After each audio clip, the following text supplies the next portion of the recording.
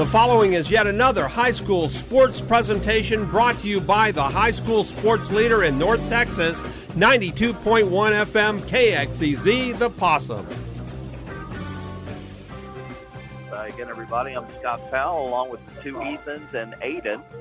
My partner, Ethan Herrera, our studio engineer, Ethan Brooks, and our statistician, Aiden Brocky. We're so glad you've joined us tonight here on 92.1 FM KXEZ, your radio home for Royse City football here in 2020. Let me say right up front that as we begin our countdown to kickoff at 7:30, let me say that right now we do not have radio trying to get us at 92.1, and hopefully you knew to come here to TuneIn Radio and also YouTube. That's where we will be for the start of this game, and then hopefully by halftime, sometime in the first half, the station will be back up, and then you can hear us also at 92.1 FM KXEZ, and that should happen sometime here in the first half, we hope, and we'll let you know when that happens. But glad you're with us, and again, the winner of this game tonight will be the number 2 seed in Zone A,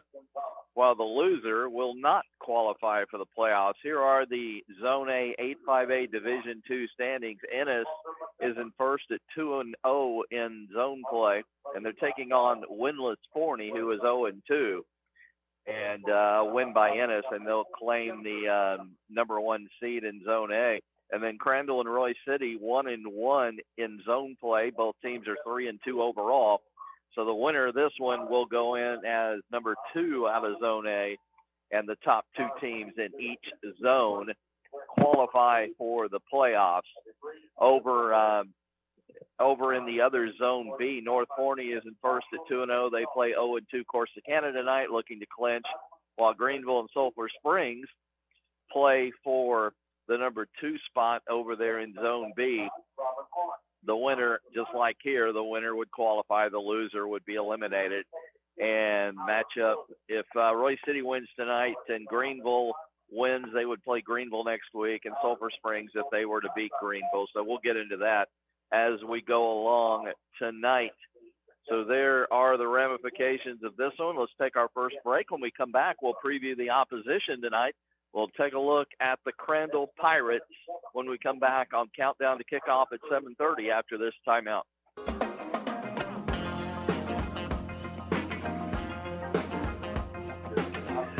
Crandall Pirates, the opposition tonight for Royse City, and let's break down the opposition. Pretty good program the last 5 years. They've qualified for the playoffs and also had winning records. The last 2 have been their best seasons, 10-3 last season, 7-3 in 2018. Last year, they were district champion as well as 18. They advanced to the 3rd round of the playoffs. That's the furthest they have advanced since all the way back to 2004. A by-district loss 2 years ago. They made it as far as the area round back in 2017. Now, before the last 5 years, it was a struggling program. They had losing seasons and non-playoff seasons 6 of the previous 8 years. So they have done somewhat of a turnaround here over the last 5 years, looking to get back in the playoffs for the 6th straight season. It'll take a win, though, tonight over Royse City to qualify. So far this year, the Pirates in non-district beat Jacksonville 38-25, lost to Pine Tree 63-28, beat Joshua 46-30, and then in zone play, they beat Forney in 4 overtimes, 57-54, big win there, and then they lost to Ennis big 54-9, so that sets up their showdown tonight for the playoff berth with Royse City. You look at them offensively, some really good numbers. They average 35.5 points a game, 438 yards of total offense, 185 on the ground, 5.2 a carry, 252 through the air. And Ethan, why don't you tell us about some of the individuals which have made that offense go this year? Well, the quarterback is going to be the main key. It's Jamonte Gordon-West, the junior, 57 for 101 for 56% on the year, 904 yards in total with 11 touchdowns. Only that 1 interception. On the ground, they don't do a lot of groundwork, but they run through one guy, Chris Abram, 121 attempts, 670 yards total, That's 134 yards per game, 5.5. I did a little bit more math on that, Ethan. Interesting enough, you said he's pretty much the only back. Well, he gets 68% of the carries for the team and 72% of the yards. So he is the workhorse, and they just don't really give it to many other people in this offense. He's got 8 touchdowns on the year and 5.5 per attempt per carry. They got 3 good receivers, don't they? It appears on paper anyway. Good averages per catch. So their number one receiver, Samuel Omasigo, 29 receptions. You're excused, and I hope I don't have to say it. 427 total yards, 3 touchdowns, 14.7 per reception. Then you got Luke Moffitt, the sophomore, 19 receptions, 340 yards, and 4 touchdowns. And then you got to look at Savon Reedy, 13 receptions, 22 targets, 207 yards in total, and 3 touchdowns. So they're going to spread it around through the air a bunch with those 3 guys. Well, there's the opposition. Let's take a break. When we come back, we'll hear what Coach David Petroff of Royse City has to say about the opposition, as well as that big win a week ago. We'll hear from Coach Petroff after this timeout on KXEZ.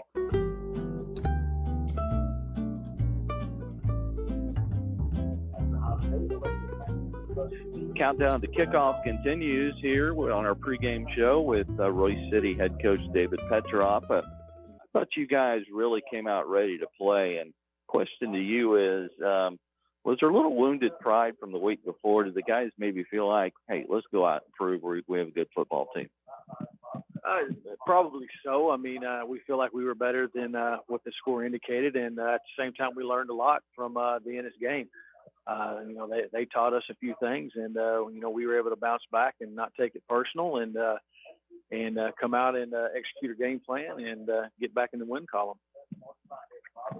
I thought your defense set a tone. I thought they played really well, especially in that first half. You gave up a few yards, but maybe slightly bend and don't break, kept them out of the end zone. And did that give your team a lot of momentum? They came out hard hitting, and I just thought there was a tone set. Absolutely. We tried a few different things this past week. Like I said, we learned from the big loss. And, when you go into halftime at 42-3, you feel like you played well in all phases of the game. And you made a decision to play some of your key players both ways, especially in the first half. And sounds like you're going to do more of this. What's your thought behind like Keytron Jackson going both ways and Tyson Neighbors and people like that? Well, at this point of the season, we felt like we needed to spark on that side of the ball, and those guys provided it. And if they, them playing both sides of the ball helps us advance to the playoffs or advance in the playoffs, and that's what we'll do. So, they did a great job. We'll monitor them, make sure that they're in shape and they don't get exhausted. But the other kids are important as well. But those guys provided a much-needed spark for our football team. And because of that, we saw Keytron Jackson's talents on display all over the football field.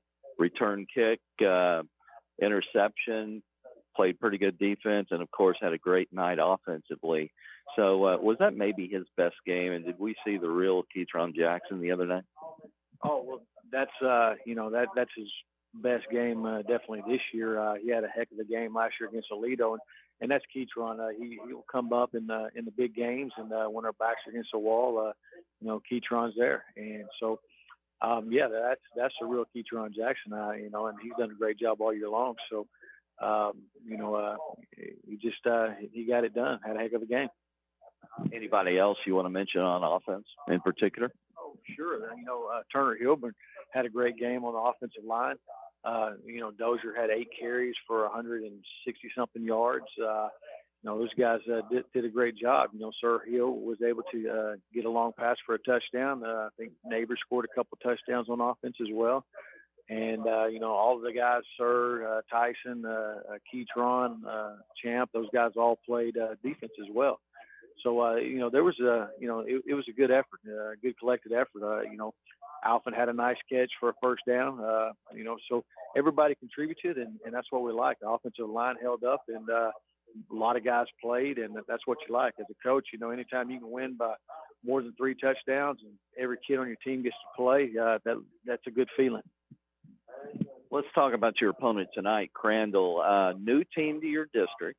Does that have any effect on preparation? Does it make it harder? Maybe you don't know as much about Crandall as you do the other teams in the district, or because of where you're located in the past, are you used to turnover in your district? Well, yes to both of the questions. Crandall is new to the district, and we're not real familiar with them. They also have a new head coach there. I am familiar with the head coach, Coach Harden. He's a great guy, does a great job. His days in Rowlett and then at McKinney North before going to Crandall. So I'm actually probably more familiar with him than I am their team. So we've had to familiarize ourselves with their personnel. And then, yes, it happens from every 2 years.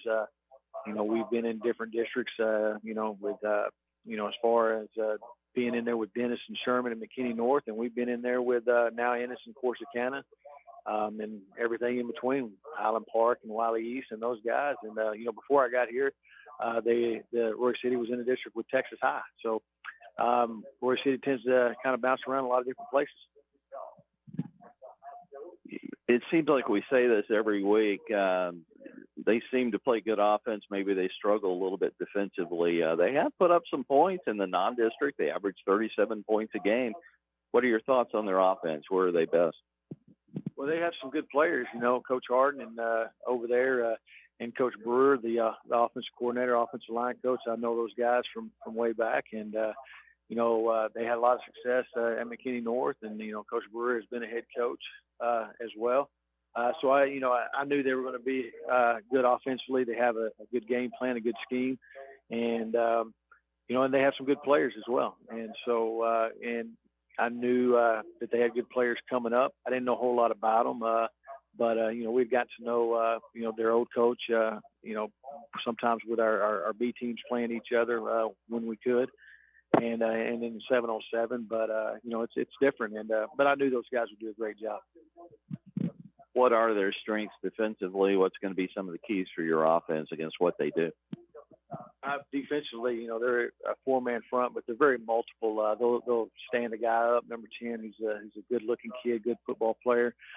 Sometimes it'll be a three-man front. Sometimes they'll drop him down. It'll be a four-man front, and sometimes it's not him. They're very multiple. One thing that they do is they come off the ball really hard. When you start pulling people, they're going to wrong arm it. They're going to try to make it bounce, and they're going to play physical, and they're going to play hard. Finally, you can clinch a playoff berth tonight. I know it's a COVID zone play, but you've got a huge incentive tonight. We wish you luck, and hopefully you'll be in the playoffs by this time next week. Yes, sir. Thank you very much. Appreciate it. And, yes, absolutely. Big game. It's one of our goals on the season, each and every season, to make the playoffs, and we have that opportunity tonight. That's David Petroff. We'll be back with more of Countdown to Kickoff at 7:30 in a moment here on KXEZ.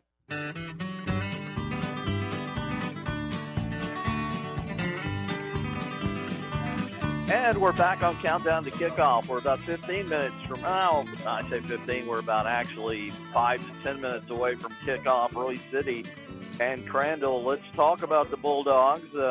Ethan Herrera, very impressive, 63-31 win over Forney. A little deceptive.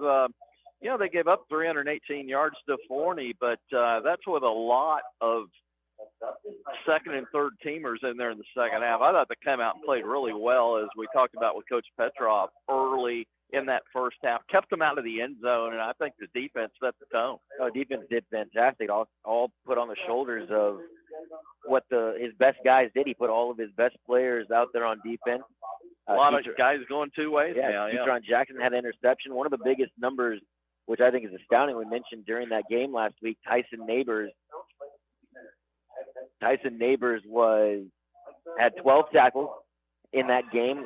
All 12 tackles in that game, 3 tackles for loss and a sack, 8 solo tackles. So he was all over the place. Defensively, I expect them to come out with that same sort of fire and that speed that those guys on both sides bring to the ball. Oh, we start highlight some of those defensive players. It all starts with Buman, the linebacker, Gatson right behind him in tackles, and then a couple of pretty good defensive linemen having a good year. Hayden Hayes, 28 tackles, 4 tackles, 4 losses. Jaron Punceval, 24 tackles, 16 solo, 3 tackles for losses. They don't get a lot of sacks, but they do stop a lot of run games behind the line of scrimmage. Punceville with 6 hurries, which leads the team. Hayes with 3 hurries and 4 tackles for losses, which leads the team. So they're getting the job done on the defensive line. And, of course, just like any defense, you want your linebackers to make the tackles. And Buman and Gatson are doing a good job of that, aren't they? Yeah, I'll throw in Marilat, too. Marilat has been fantastic. Griffin Marilat, 3 tackles for losses, only 13 tackles on the season, but 12 have come from the solo and, like I said, hitting those guys behind the line of scrimmage.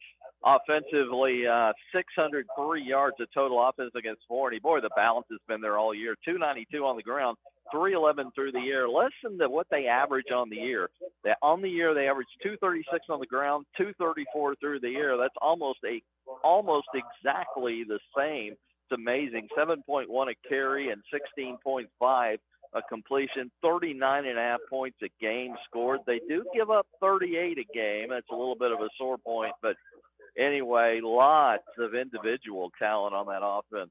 Where they're going to run into trouble is getting up those points, but they're not going to have any trouble putting up points. Led by Champ Dozier on the ground, 59 carries, 568 yards, 9.6 yards per carry, which is astounding. 113 yards a game and 4 touchdowns on the year. The junior quarterback, Joe Veracruz, 69 for 96 on the year for 1,090 yards, 72% completion percentage. That's a 72% for a guy that averages 19 passes a game. That's pretty, and also an average per catch of 15.8. You would think his percentage would be lower than that, wouldn't you? No, and he is it's his first year starting for the Bulldogs, and he's thrown 12 touchdowns, and 1 interception. Only 1 interception, and as the 15.8 would suggest, he likes to go downfield. You know, you would figure just accidentally he would get picked off more than once, averaging 19 passes a game. Well, it's hard to get picked off when you're throwing down to a D1 recruit like Ketron Jackson. The senior has 27 receptions on the year for 538 yards, 19.9 per reception, and 107.6 yards a game. For a receiver to average 107 a game is very impressive. 7 touchdowns on the year, and add a kickoff return to that to give him 8 total touchdowns of total yardage. And don't discount Michael Alphin either. The senior's having a great year. 15 receptions for 251 yards, 16.7 a catch, 50 a game. For a possession receiver, which Alphin pretty much was last year, he's coming up with some bigger plays. That average per catch, I'm pretty sure, is up a little bit from last year. He does have a 65-yard long reception, 1 touchdown on the year, but he, like you said, he's a big-time possession receiver, something that Veracruz likes to go to in short down situations. Well, there's the preview of Royse City tonight. Let's take a break. We'll continue to set the scene as countdown to kickoff at 7:30 is just around the corner. More of our pregame after this on 92.1 FM KXEZ.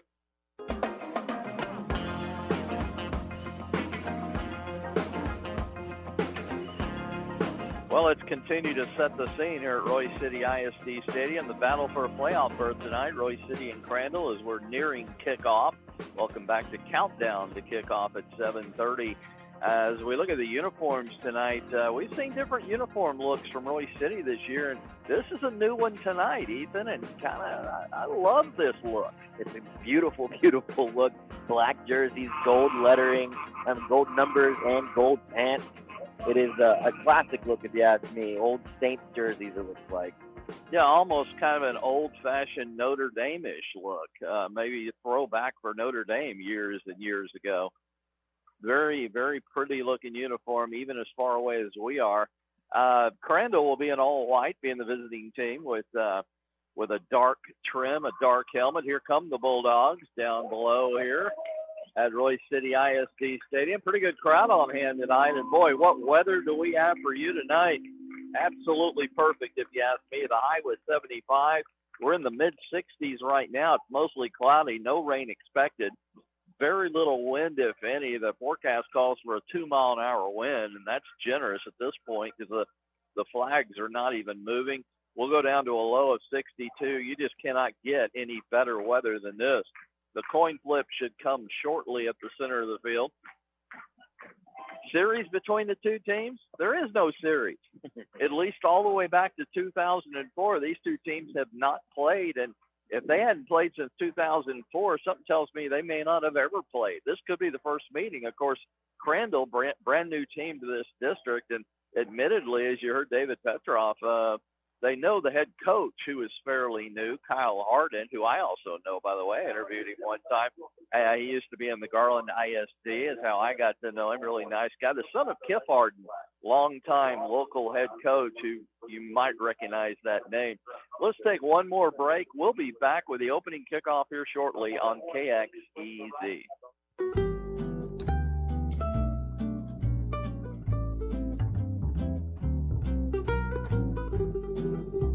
And we're back on Countdown to Kickoff. The captains are headed toward the center of the field. Let's mention one more time, if you're trying to get us at 92.1, you cannot right now because we've got technical problems. We hope that will be fixed during the first half here, and the minute it is, we will go to radio, but we'll also stay right here on TuneIn Radio and YouTube. So glad you're with us at those two places for now. And you can hear all the Bulldog games on 92.1 FM KXEZ and TuneIn Radio and YouTube each and every game, as we are your home for Royse City football. Our sponsors tonight: North Texas Appliance, Belfiore Spa and Salon, Joe Willie's. Their strength in numbers joined the Royse City Chamber of Commerce today. Arbolita's Mexican Grill, Scooters Oil and Lube, and Alumni Sports Bar and Grill, a favorite of your broadcast team. And thanks to all of our sponsors tonight. What's the result of the coin flip?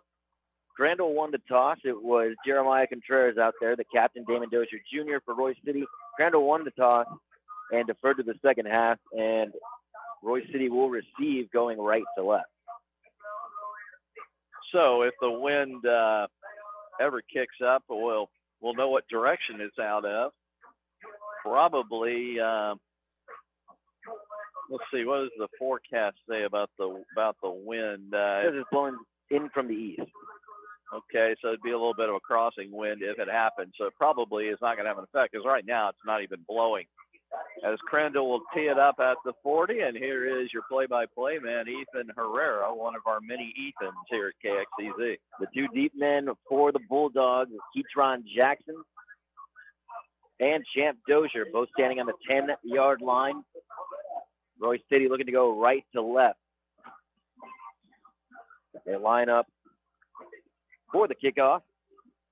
Not expecting a real deep kick. The two return safeties are standing at the 10. So we'll see what Crandall does with it. Brandon Perez set to kick things off for the Crandall Pirates here in a game that could clinch a playoff berth. It's a pooch kick out, fielded at the 30-yard line and past the 35, make it to the 37-yard line.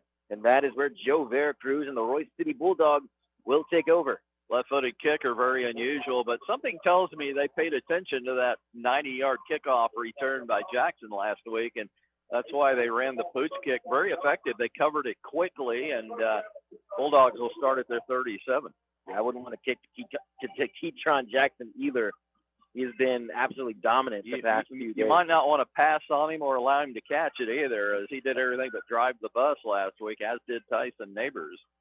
Joe Veracruz on the right hash mark, going right to left. They snap to him, hand it off to Champ Dozier. Dozier gets off the tackle, finds a hole and up the field, past the 50-yard line, and he's going to go 20, 10 on the first play. Touchdown, Bulldogs. On the first play from scrimmage, all the way to the house, Champ Dozier showing why he's one of the best running backs in this district. And he appeared to be untouched. Once he got around left in on the sweep and cut it up the numbers, he was untouched. One man had a shot at him, but he ran right by Jeremiah Contreras like he was standing still, and he almost was standing still, tried to chase, but you're not going to catch Champ Dozier on a 63-yard run. Mitchell Stokes on for the extra point try. Hold is down, kick is up. And it is right through the upright, and just like that, 16 seconds into the game, Bulldogs over the Pirates, 7-0 here on 92.1 KXEZ.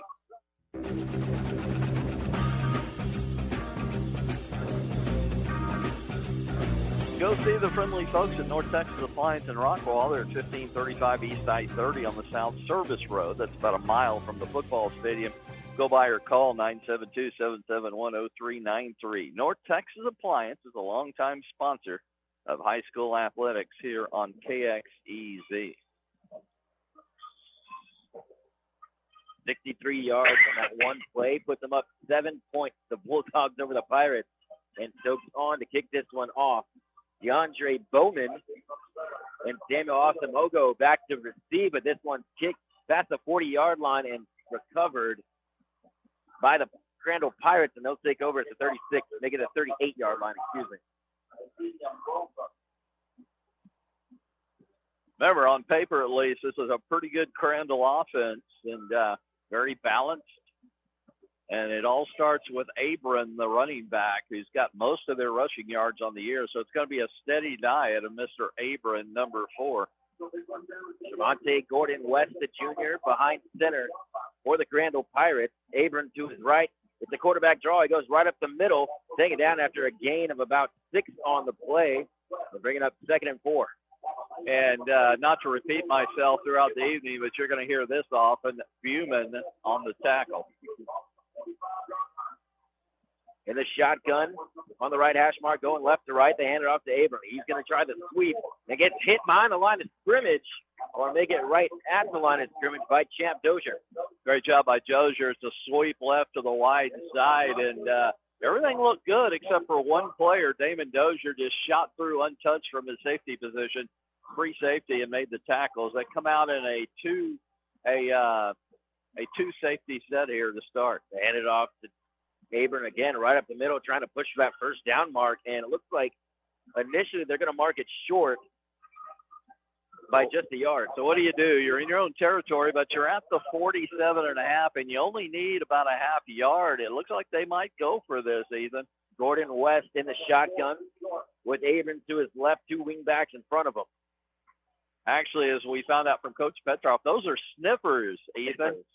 Remember, it's a slot if you're outside the tackle. If you're lined up right behind the tackle, they're considered sniffers, and they had 2 sniffers in there as blocking backs. We got a timeout, but why don't we keep it right here? I want to talk about Joe Willies. You know, every Monday morning, Ethan and I talk to David Petroff in his office, and then I like to go have lunch on Mondays at Joe Willie's in Rockwall. Got a standing appointment there for burger and fries or chicken sandwich. I'd like for you to make an appointment with Joe Willie's of Rockwall, a longtime sponsor of high school athletics here on KXEZ. They do get in punting formation as the penalty pushes them back 5 yards, and they kick this one off and be down at the 22-yard line. And a change of possession. It's 7-0, 10-10 on the scoreboard here in the first quarter. 31-yard punt, but no return, so a pretty good net punt as they flip the field nicely. And Royse City will start at its 22-yard line. We'll see if they can repeat that end result at least. I mean, one play drive for a touchdown. I wouldn't mind seeing that again. You know, it's a great question to have to ask on more than one occasion this year. Can you call it a drive when it's one play? Joe Veracruz in the shotgun, 2 running backs on either side of him. He hands this one off to Neighbors, who fights up the middle and got a hole. He's got a man. He makes a man miss past the 45 and across midfield into Pirate territory down at the 47. Well, huge hole right up the middle. Nothing complicated, just a straight dive to Neighbors, the fullback, who's going to come off after that play, which is interesting as he got all the way to the 47. I mean, he went untouched until he got into the secondary. Give credit to the center and 2 guards. Veracruz in the shotgun. They hand it off to Champ, and Champ's got another hole. Champ past the 35 and past the 30. He's still on his feet inside the 20, and finally going to be brought down at the 10-yard line in an explosive run from Champ Dozier. Rather porous run defense for Crandall so far. I mean, they're not even touching these backs until they're well into the secondary. That one almost went the distance to the wide side of the field on the sweep. But, boy, the offensive line is just blowing them off line. Remember, the strength of this defense is their defensive line and outside linebackers. According to Coach Petroff, right now they're blowing them away. Veracruz now rears back, fires to the corner on the back side of the end zone, and incomplete as Michael Alphin was the intended receiver. I hate to quote Darrell Royal, but dance with what brung you. Why in the world would you put the ball up when more things can go wrong when you throw it? Why not continue to run it when you're averaging, 30, 40 yards a run? In the shotgun, 2 running backs on either side. It's 7-0. They handed it off to Dozier, trying to go up the middle and finally stop on a run play at the line of scrimmage. That was actually Sir Hill on the carry.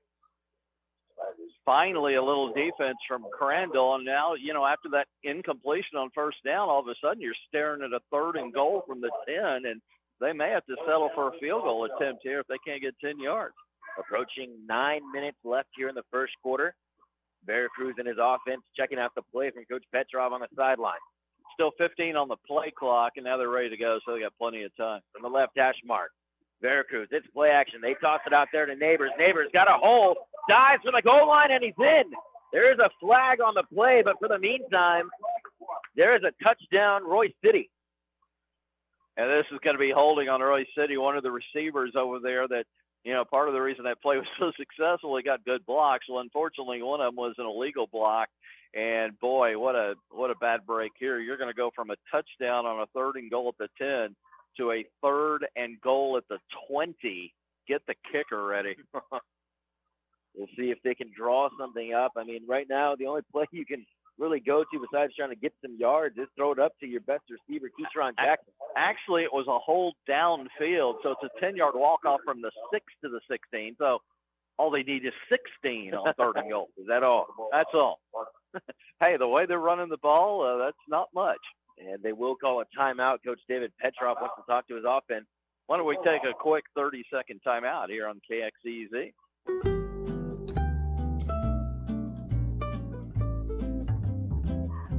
And we're back here at Royse City ISD Stadium. Timeout, big play coming. After the hold, Royse City has a 3rd and goal at 16. Could be 4-down territory, but they're already up by 7-0. So they've got a pretty decent kicker. So you would think they might want to try and center this. Right now the ball's on the right hash. If they try and center it with a run to the left, that would mean that they're kind of just setting up an easier field goal. Trips out to the right side. Veracruz in the shotgun. He looks right, now looks left. Throws it to the end zone. He's got a man. It's Sir Hill. Yes, Sir Hill. In the back of the end zone. Touchdown, Royse City. Well, the key to the play was the pump fake. He only did about a 2-step drop, and off the back foot did a pump fake, which completely threw the secondary. And then Hill with a crossing route wide open, nobody within 10 yards. Middle of the end zone. I could have thrown that pass. I mean, Veracruz was a great passer, 71%, but that was easy enough for me to throw the touchdown pass. 8:38 on the game clock. It's 13-0. Royse City over Crandall. Hold is down, kick is up, and it is through. Mitchell Stokes on the extra point. It's 14-0 here from Royse City ISD Stadium. You're listening to 92.1 FM, KXEZ.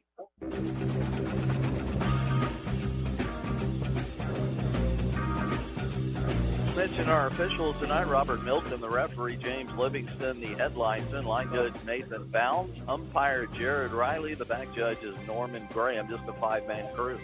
Stokes kicks this one off, and it's fielded at the 10-yard line by Osamago. He comes around, end around at the 20-yard line and knocked down officially at the 19. Kind of committed the cardinal sin on kickoff returns. If you catch it on one far side of the field, the worst thing you can do is try and cross to the other side, unless you've got incredible speed, by the way, which he did not. Pretty easy coverage there for Royse City and cut him down. It's one of those returns where he actually ran 10 yards to get 1 yard on the return. And that is where Javonte Gordon-West will lead this Pirate offense, going left to right from the left hash mark. I'll bring you the scoring drive after this play. Stack receivers to the far right side at the numbers. They hand this one off to the running back, Chris Abram, and he runs through for about 5 yards on the carry. We do not have heights and weights, but Abram's a good-looking running back. I mean, this guy, I don't know if he's a college prospect, but just looking at him physically, he is. He's going to be a load to stop tonight, and he got 5 yards on first down. That's pretty good average. A tight end and a wing back there for the Pirates. They hand it off to Abram once again. Try to get outside, but no dice as he stopped at the line of scrimmage. Maybe a gain of 1 on the play. Yeah, good call there. He did try to bounce it outside, and that's the key with a quality back is keep him between the tackles, keep him contained. Good game tackling there. And a 3rd and 3, they'd have to punt it away if they can't get the first. That scoring drive, 4 plays, 78 yards, a minute and a half to go 78 yards. Boy, they've been doing it easily tonight, Royse City. Gordon West in the shotgun. Play action. He looks left. Now throws the lefty. Throws it down the middle of the field and incomplete. Intended for his receiver, Mason Daughtery. Yeah, Daughtery was open. In fact, almost wide open on a crossing route. And crossing routes are really hard to cover. And, it would have been enough for the first down. He let him too much. Daughtery made a headlong dive but could not hang on. Not his fault at all. Just a bad pass from the lefty. And here comes the punt team. You're not going to go for it on 4th and 3 at your own 26 this early. 14-0 Bulldogs over Pirates. 7:34 left in the first quarter. Sorry, Ethan. Remember, this punter only kicked it 31 yards his first time. Royse City should get good field position. Ketron Jackson, the deep man for the Bulldogs. He calls for a fair catch, and it hits down at the 45 and takes a fortuitous roll for the Pirates inside the 40, down at the 36-yard line. Yeah, Jackson just couldn't catch it. Sometimes it's just such a poor kick that you can't catch it, and then it hits, and you get extra yardage on the roll. So that he didn't get a great deal of style points there, but he did a decent job of flipping the field from the 26 to the 37. You'd take that any day of the week. That is a 37-yard punt with no return. Again, the net so far, there's been no return yardage on either one of his punts. Joe Veracruz set to come back out for the Bulldogs from the right hash mark, going right to left. Champ Dozier in the backfield with him, stacked receivers to his left, 1 to the right, and a tight end. Veracruz drops back, throws a naked screen pass out to Jackson. Jackson across the 40 and down at the 44-yard line, and that'll bring up 2nd and short. 14-0, Royse City lead Crandall here midway through the first quarter. From the left hash mark, Veracruz in the shotgun. It's a play action. He's got a man deep. He fires to Ketron Jackson, who makes a great catch. Had one man to beat, and he tripped him up, but he caught it at the 25 and falls down at the 24. Hey, you said it. Nice touchdown-saving tackle by Elijah Anthony James. Also has hurt his leg. They need to get him out of there because he's got to cover again with a bad leg. Veracruz throws it up to Jackson, but it is wide and out of bounds. They try to hurry up and get that ball straight back to Ketron. Yeah, the same kid had to cover Jackson there, but the pass was way out of bounds. They did not get a substitute out there. Now, here come the trainers to take a look at his leg, but, why not get a reserve in there for him before? That last play could have gone for 6 because of the hobbled DB. Not sure exactly. It was definitely a leg injury as he was grabbing at one of his legs right before the snap, and now they'll take a look at him with 6:48 on the game clock. 14-0, Royse City over Crandall. Again, we hope to be on 92.1 FM here soon. We had a tower problem today. It's being fixed, and until then, we're glad you joined us here on TuneIn Radio and YouTube, where you can hear all the Bulldog games. We are your radio and TuneIn Radio home for Royse City football, and also YouTube. Glad you're with us tonight while we get that problem fixed. Elijah Anthony James jogging off the field under his own power. That's a good sign. Yeah, he looks fine now, but when they have to come out and you have to take a timeout for an injury, he has to go to the sideline for at least one play. It looks like it might have been one of those, cramping, maybe a cramp in the calf or something like that.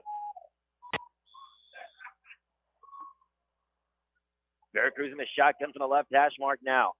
Quick screen out to Jackson, out to Hill, out to the right side. There is a flag on the field, and he's down at the 20-yard line. These guys, the officials are hold happy, obviously. Another situation where you fling it out to the side. You need blocks from the receivers. They got the blocks, but one of them was illegal, just like on that last drive, which they overcame the holding call. But we'll see if they can overcome this one. Now it's going to be 2nd and 20 as they're going to put this down after the 10-yard walk-off at the 34. Like I said, 2nd and 20, 6:40 on the game clock. So you get a yard out of the play and then the 10-yard walk-off. Veracruz in the shotgun. Neighbors to his right, Dozier on his left. And they'll hand it off to Neighbors, and Neighbors trying to fight his way through, but is gobbled up right at the line of scrimmage, but he gained actually about 4 yards on the play. Good job of getting those yards after contact. Pretty good hole, except for one player, Trayvon Young, grabbed him and held on until he got some help from his teammates on the defense. But the holes have been there all night, but that one closed in a hurry. And all of a sudden, Royse City again behind the chains after the holding call. It's a 3rd and 15. It'd be a 47-yard field goal attempt from here, so this could be 4-down territory. Neighbors lines up as a tight end. Dozier right next to Veracruz in the shotgun. Play action. He looks left, gets hit as he throws it deep, but it's going to be well short. And there was pressure coming off the edge right at Veracruz. Yeah, they sent a blitz, and with a free track to the quarterback was Ogachukwu. Easy for me to say Godwin Ogachukwu. I did my best.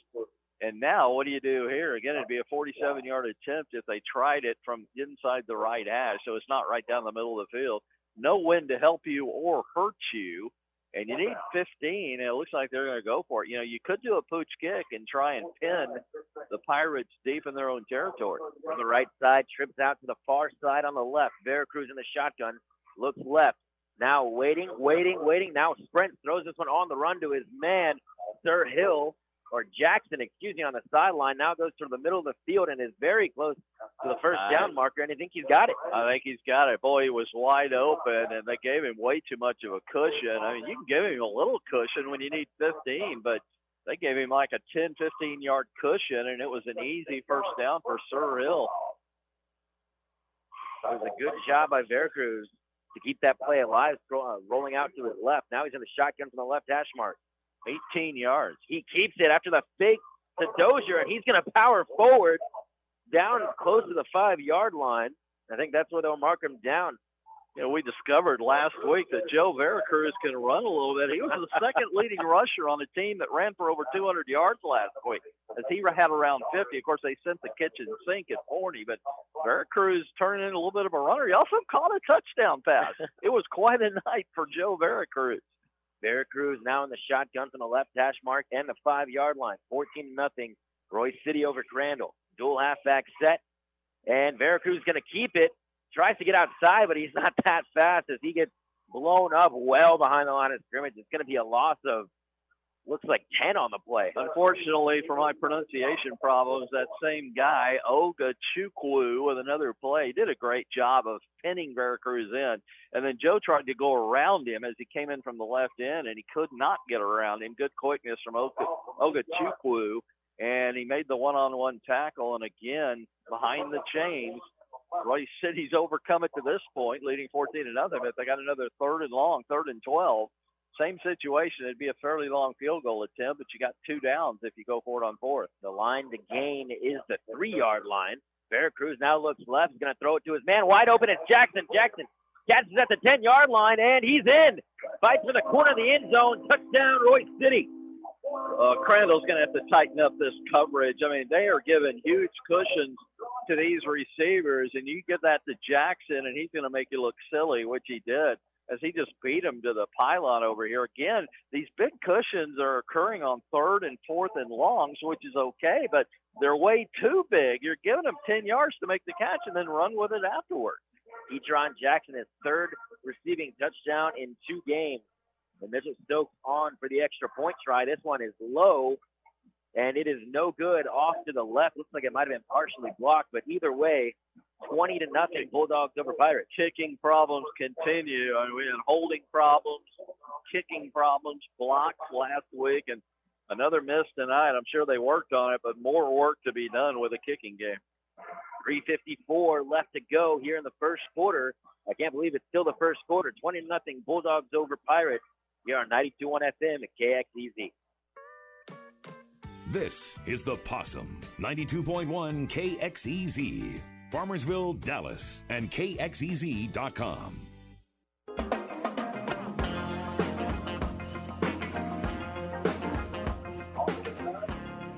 Back here on 92.1 FM, KXEZ.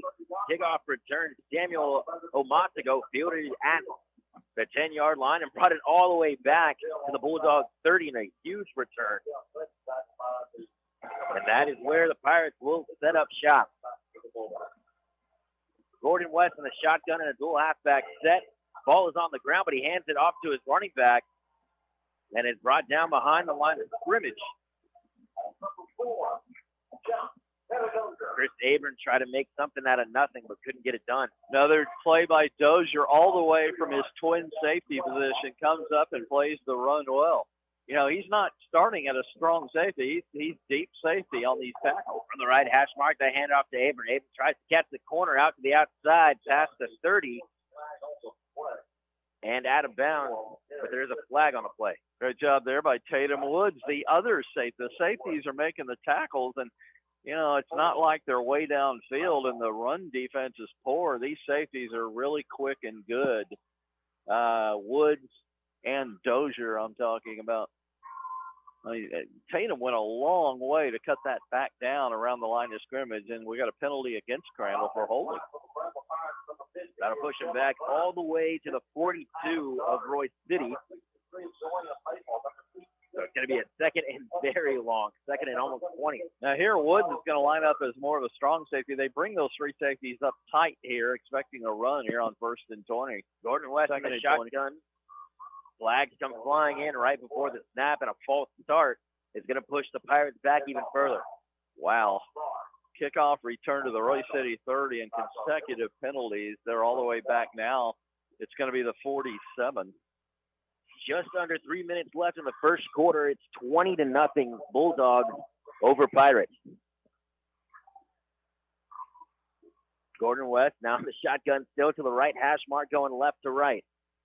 The snap, he looks left, pump fakes again, now rolls out of the pocket to his left, trying to avoid pressure, and does for a second, gets it off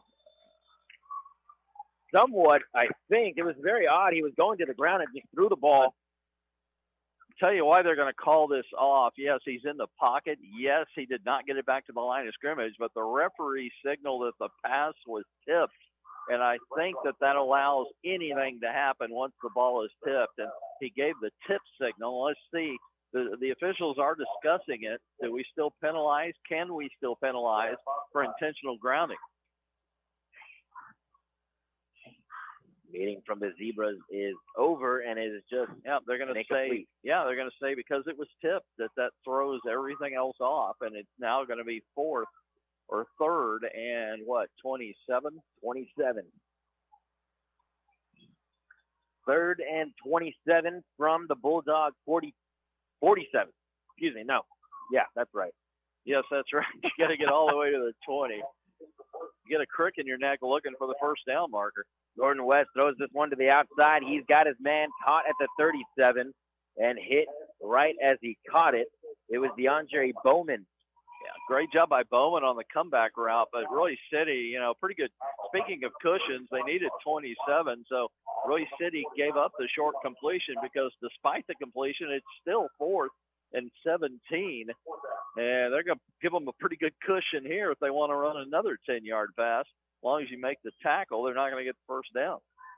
And they will go for it, it appears, from the 37, already down 21-0. It would be a 54-yard field goal attempt. It's like a couple of big body wingbacks or those sniffers coming onto the field for Crandall. In the shotgun, Gordon West, Abrams to his left. The snap and whistles come off before the play. Not another penalty on Crandall. By the way, they had trouble. It's a delay of game. They had trouble last week with penalties. I'll have that for you here in just a moment. Is they in that horrible loss 54-9 to Ennis, which could have been a lot worse, by the way. They had 14 penalties for 107 yards. So this is a team that will get flagged. It'll be 4th and 22 now. And they're going again. Gordon West, flag come flying in. Swing pass out to the right side. He had Abrams wide open, but he missed him, incomplete, but there is a flag on the field. Based on how this game is going, if you have dinner reservations, cancel them and make breakfast reservations. I mean, with all these penalties and scores, every time Royse City touches the ball, we're going to be here a while tonight. illegal shift the call this time against Crandall. That's what, 4 consecutive plays with a penalty, and they declined the penalty, by the way. They decline it. It is a loss of down, turnover on down, and the Bulldogs will take over 20-0, 1:37 left to go here in the first quarter. Joe Veracruz set to come back. He's thrown 2 touchdown passes here in the first quarter. From the left hash mark, going right to left. Stacked wide receivers to the left. And Mitchum, the running back, up the middle, they hand it to him. Across the 45 and down at the 46. And that was the first carry for Sam Mitchum on the night. Don't think that they've already pulled Champ Dozier with a 21-0 lead. They're usually going to let him play a half plus maybe one series. Mitchum has been a solid backup all year, a second leading rusher. They hand it to Mitchum up the middle once again, and he's got the first down and into Pirate territory down to the 47. Just simple dives up the middle. That's really been Crandall's problem and stuff between the tackles, but Dozier's gotten free a couple of times on the outside. Boy, when you can pound them up the middle, you know you're getting the job done on the offensive line. A little toss pass out to Sir Hill, gets the end around to the right side. He's past the 40, gets the first down, and is downed at the 36-yard line, and a nice play from Sir Hill. Yeah, nice sweep run there with a couple of linemen out in front. We mentioned Sam Mitchum. Mitchum, 30 carries coming into this one, 274 yards on the year, and 3 touchdowns and a long of 80. I mean, the way this game is going, Royse City may set a season high for rushing yards. I mean, there is very little opposition out here right now. Inside a minute here left in the first quarter, and Mitchum is bottled up behind the line of scrimmage, loss of 1 on the play. I just jinxed it as Omasigo, number 10, with a nice play. There, Coach Petroff mentioned their 2 best players defensively are defensive ends and outside linebackers, and those are the guys that are making the big plays in the backfield when they get one, because most of the plays are big yardage for the running game of Royse City. Doubles wide receiver set. Mitchum in the backfield with Veracruz. They hand it off to Mitchum. Mitchum not getting anywhere on these plays as the inside handoff goes for nothing. Well, part of it is they've become very predictable. Royse City with the big lead has kind of abandoned the pass, and Crandall's just selling out for the run and starting to make some plays defensively. We'll have a 3rd down play. That's the end of the first quarter. When we come back, it's 20-0 Bulldogs over Pirates here on 92.1 FM at KXEZ.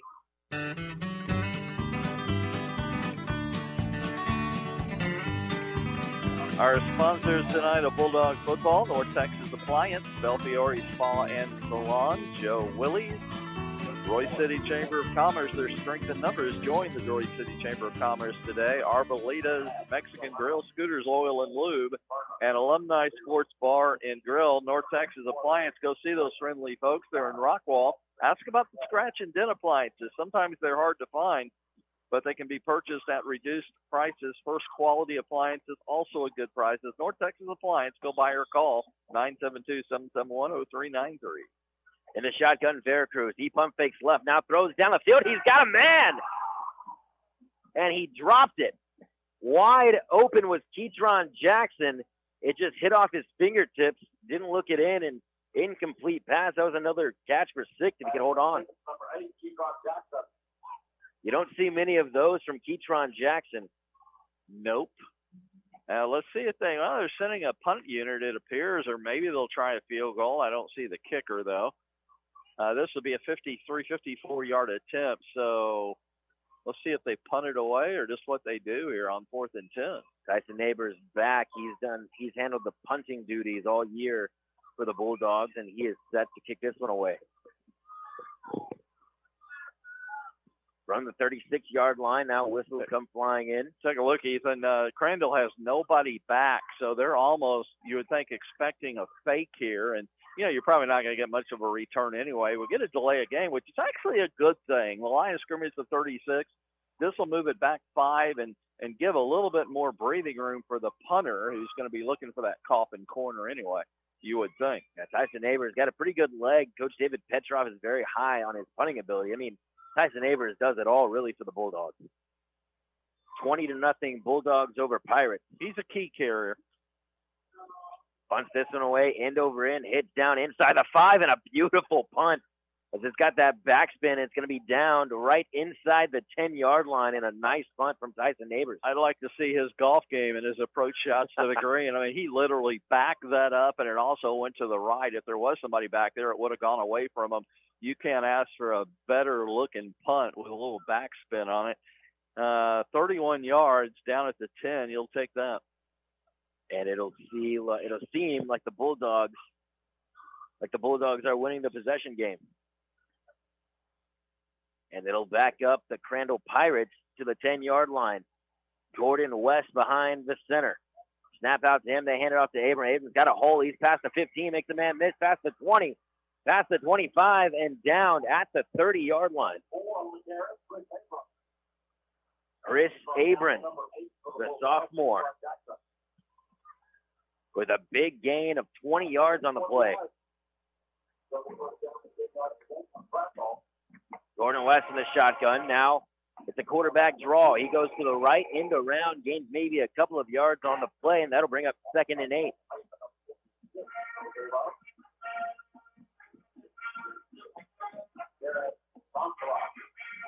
Looks about on the tackle. Just a 2-yard gain in a shotgun again. Gordon West, a pitch out to the right side. Abram tries to hook it back to the left side. Across the 35 and a gain of 6 on the play down to the 38. Good vision by Abram. He doesn't have great speed. And, I think he said something to the umpire after he handed him the ball because the umpire threw his flag. And I think he's going to get called for mouthing here. Anyway, a nice run by Abram as it was intended to be a sweep right toward the short side of the field. And he just ran out of room quickly, as you'll do on a sweep to the short side. And he cut it back toward the middle and got a pretty good gain out of nothing there, 8 yards. But I think he's going to get 15 for his mouth. Dead ball, personal foul against the Pirates. Well, to push him back. Waiting to see exactly where they'll mark him off at. Well, it'll be the line of scrimmage being a dead ball.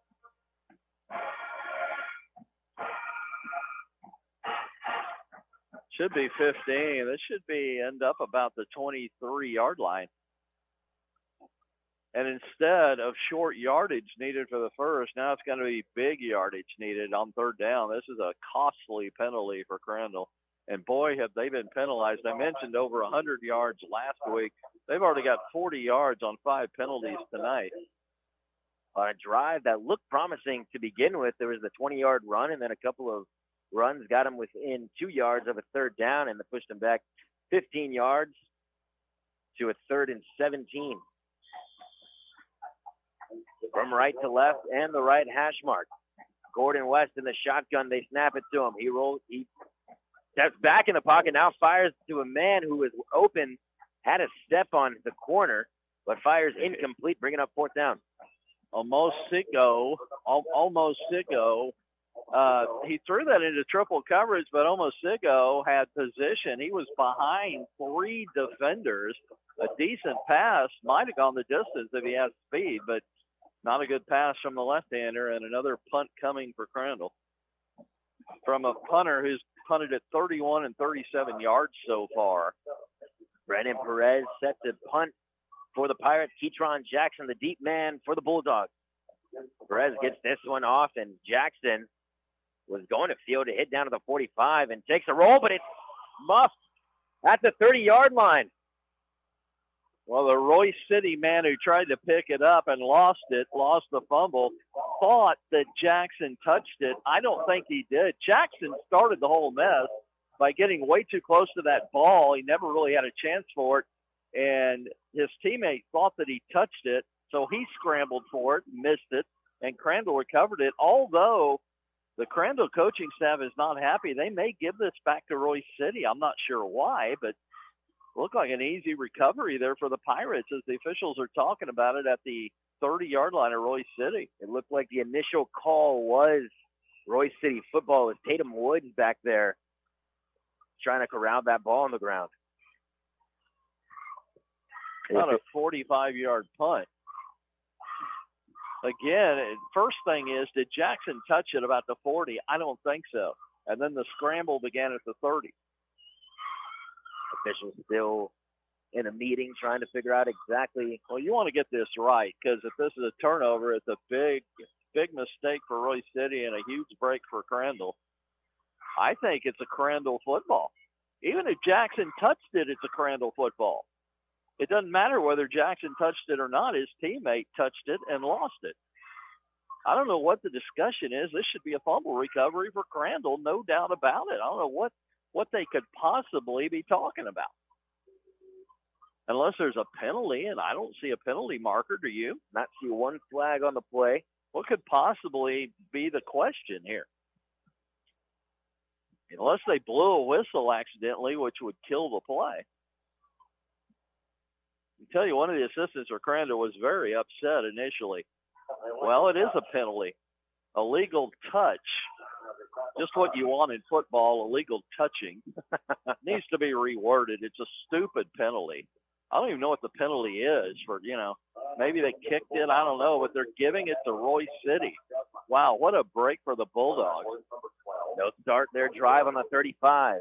Veracruz hands this one off to Dozier, and Dozier fights up the middle for a few yards, and a gain of 4 on the play down to the 39.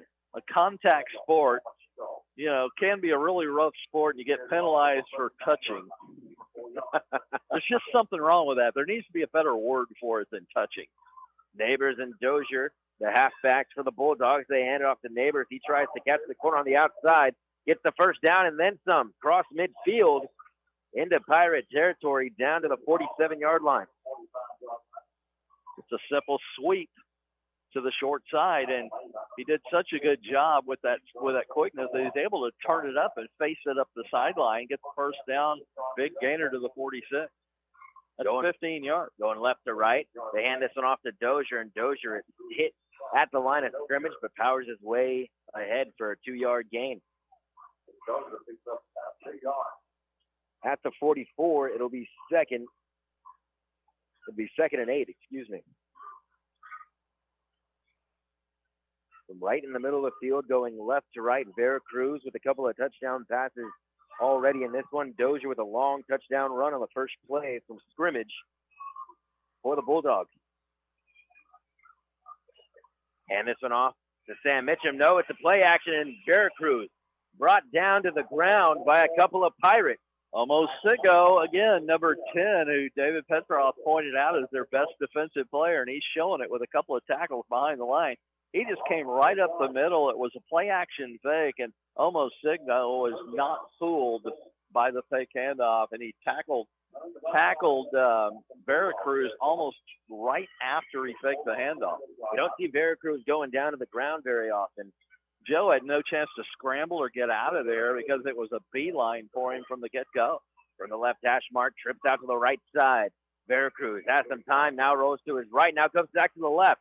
Veracruz going to run for it. He's hit at the 45 and falls down at the 42-yard line. Good job by Joe to get some yardage back, get ahead of the chains, and set up a manageable 4th and 6 instead of a 4th and 10 plus. So they're out of field goal range, so now you've got a chance to get this 6 yards away on 4th down.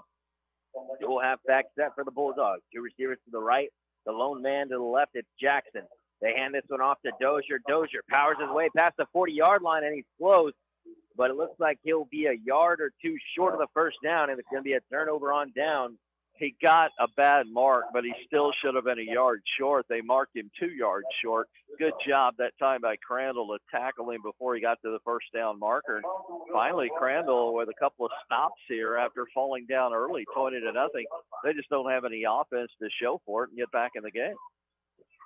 Approaching 8 minutes left to go here in the first half. It's 20-0 Royse City over Crandall. Crandall with only 45 yards of total offense so far, according to Aiden Brocky. 35 on the ground, only 10 through the air, and they really haven't even tried to throw it much. Gordon West in the shotgun hands this one off to Chris Abram, who powers his way to the 40-yard line. Brocky will have all the stats at halftime. We'll review the first half drives, and we'll also look at some scores from around the area, so stay with us. A short halftime. They're much shorter than these COVID days. About a 20-minute halftime coming your way.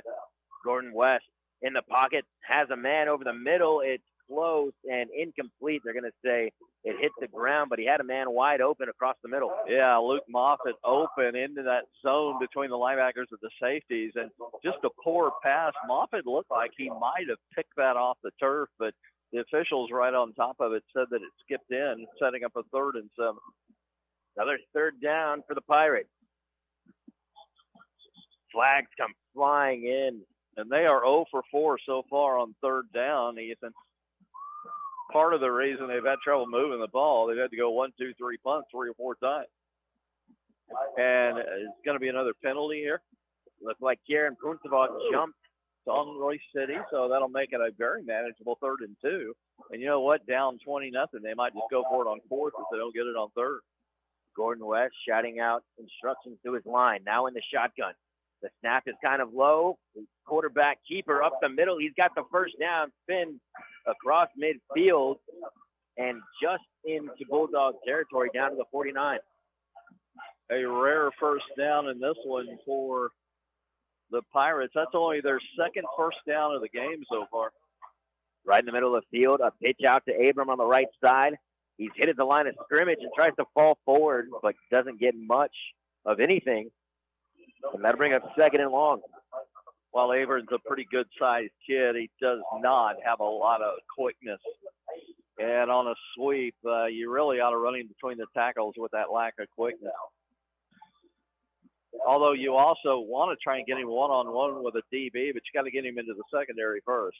Handoff to Abram up the middle again, and he's got a couple of more yards down to the 45-yard line, bringing up a 3rd and 5.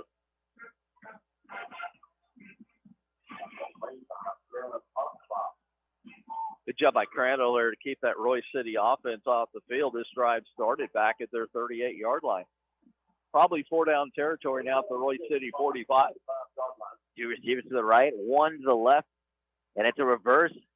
And he's hit behind the line of scrimmage and tries to go forward, and is not going to get back to the line of scrimmage as Luke Moffitt tried the reverse end around, but couldn't get it. Well, Dominique Gadsden's the one that blew up the play. He didn't get the tackle, but he should have, as he hit him after they pitched it on the reverse. Gadsden read it all the way, was back there, missed an arm tackle attempt, but that slowed down the runner, and then the pursuit caught up, and his teammates made the stop. I thought for a second that they were going to go for it on 4th and 8. Boy, I would. From the 47 of Royse City down 20-0. Instead, Brandon Perez will come out to punt as Ketron Jackson is the deep man for the Bulldogs. From the 47-yard line, and it's a fake.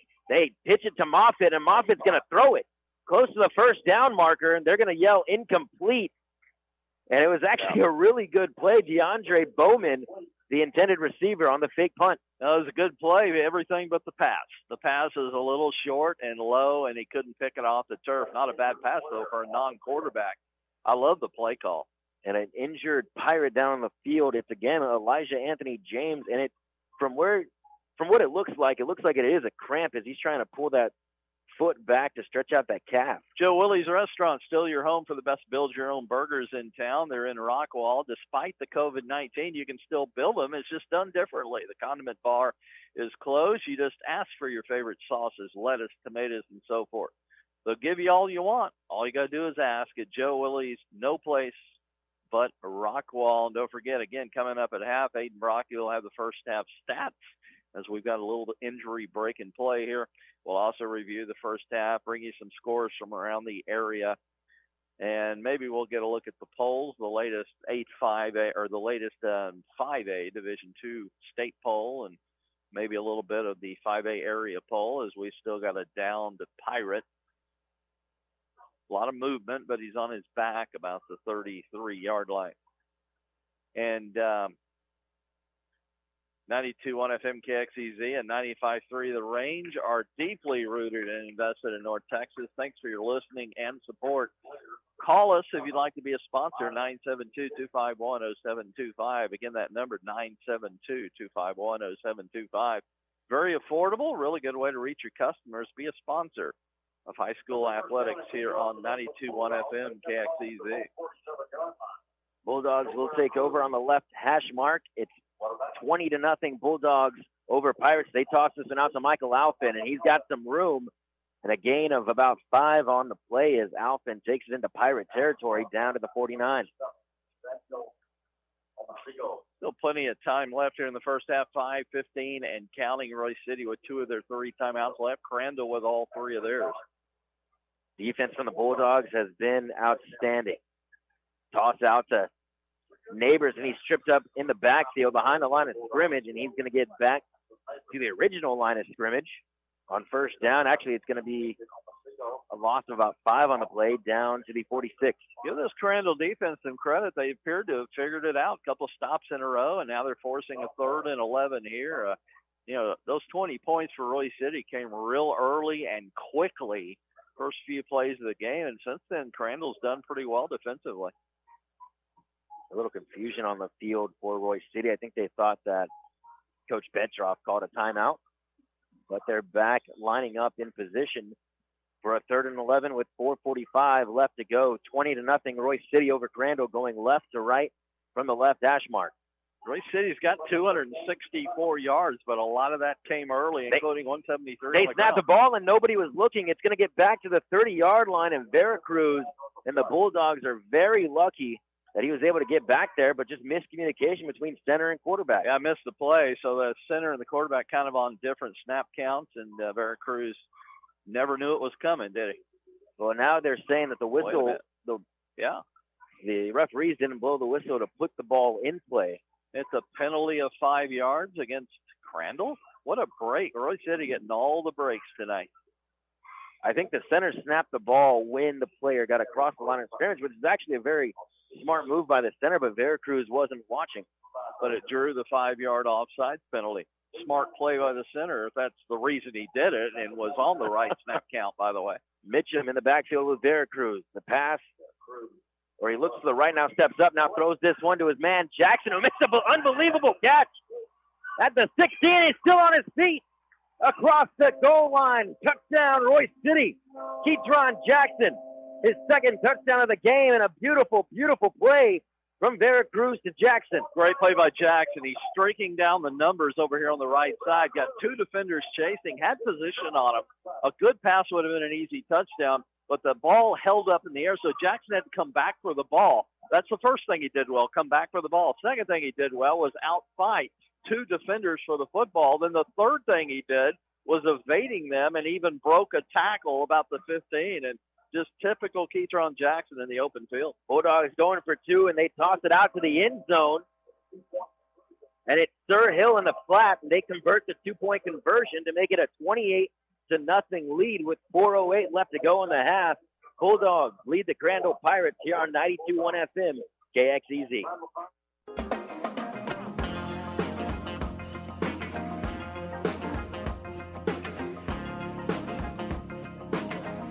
92.1 FM, KXEZ is your Metroplex home for Texas A&M men's football and basketball. The Aggies were set to play Tennessee tomorrow, but COVID-related issues had the game canceled. It's rescheduled for December the 12th. Our next A&M broadcast will be Saturday, November 21st, when they play host to Ole Miss. Again, 92.1, your home for A&M athletics. This one grounded out to the 25-yard line, picked up by Bowman, and Bowman fights his way in a great return back close to the midfield mark, but it'll be officially the 47-yard line. Crandall's got 3:59 on the clock. Really good field position on the return. They've got all 3 of their timeouts left. Chance to put something together here as they will start at their 47-yard line. 28-0. Bulldogs lead the Crandall Pirates. Only 52 yards of offense and a couple of first downs to this point. Gordon West hands this one to Abram, and Abram fights up the middle, trying to get some yards, and gets a couple on the play down to the 49-yard line, a yard short of midfield. They obviously just don't like to throw the ball. You're down 28-0. You thought they might start throwing it a little bit on first down, but they appear to try and avoid that as much as possible. Leaning heavy on Abrams, their running back. Play action. Gordon West throws this one deep, but there's nobody out there, and it's a miscommunication between him and his receiver. Yeah, they were not on the same page. The receiver stopped about 10 yards downfield, and the quarterback threw it deep downfield thinking he was going to run under it. So Yeah, you got to get on the same page there. The receiver, Omasago. How do you say that, Ethan? I pronounce it Omasago. That's fine with me. Omasago was the intended receiver. If I point to you, that means I want you to say the name instead of me having to say it. Gordon West in the shotgun, man in motion. It's Abram, empty backfield. West rolls out to his left, now throws it to the middle of the field. He's got his man caught at the 45, 35, but big hit, knocks it out, incomplete.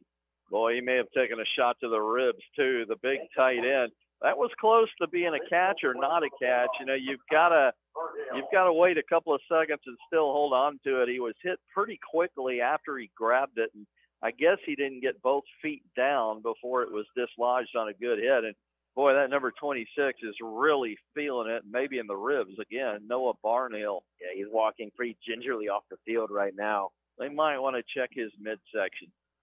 And that'll force the punt team back out there. Brandon Perez. Averaging so far, Perez is 38 yards a punt. Got a chance to pin Royse City a little bit here. Perez gets this one away. Going to hit down at the 25-yard line and bounce toward the goal line. Flags come flying in around the 22, and this one's going to be stopped at the 12-yard line. Looks like an illegal block, maybe. Some kind of a penalty as we're waiting for the ball to come to a rest. I'll tell you, if anything, Perez is really good at getting rolls. He's got a lot of his punting yardage on rolls tonight. And I love the kick. It was very high and very directional toward the far sideline, so he had no chance of returning it. His net punting is the same as his punting, his regular punting yardage, and that's why he's doing a pretty good job. Holding is the call on the return team, Royse City, so they are going to really be backed up. Their worst field position of the night. They're going to start at the 7-yard line. 3:08 left and 2 timeouts. 28-0. Right now, big one-sided game for Royse City. 3 touchdown passes from the junior Joe Veracruz. And still only 1 interception on the year. 14 TD passes, right? Correct. And Joe Veracruz has, 15 touchdown passes now with that last one. You are correct, sir. And 6 touchdown passes now in the last game and a half for Joe Veracruz. I hate to sound like Ed McMahon, but you are correct, sir. Have you heard of him? Have I heard of Ed McMahon? Is that what you're asking me? Well, you were not alive in his heyday. Yes, I've heard of Ed McMahon. I was alive for everybody's heyday. Joe Veracruz in the shotgun. He had a man deep, but Michael Alphin was pulled down from behind. It's going to be pass interference most likely.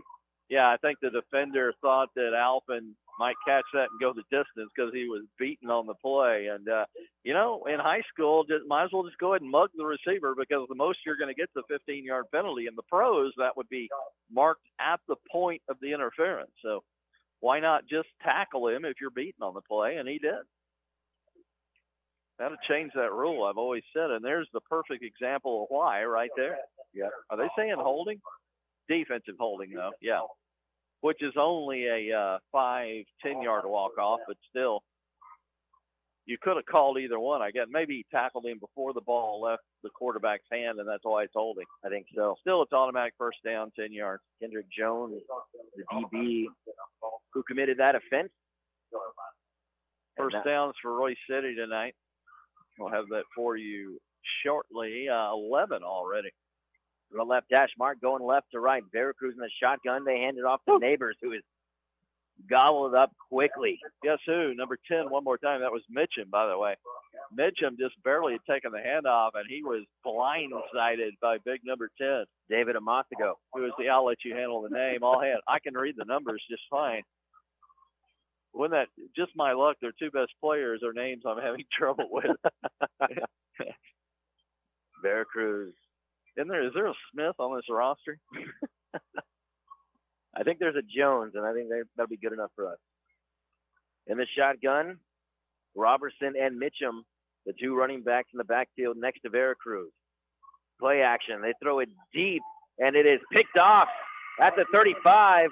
The Pirates have a chance to return it back inside the 10-yard line and wrestle down inside the 5. It was Mason Daughtery, the senior, on the interception and return.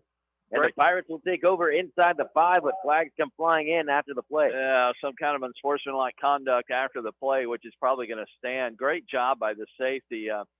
Veracruz had no idea he was going to be throwing into double coverage. It looked like one-on-one coverage, corner on the receiver on a streak route, and coming out of nowhere was Daughtery, the safety, kind of playing center field. Ball hung up on Joe. Joe's not throwing just real sharply tonight, from what I can tell.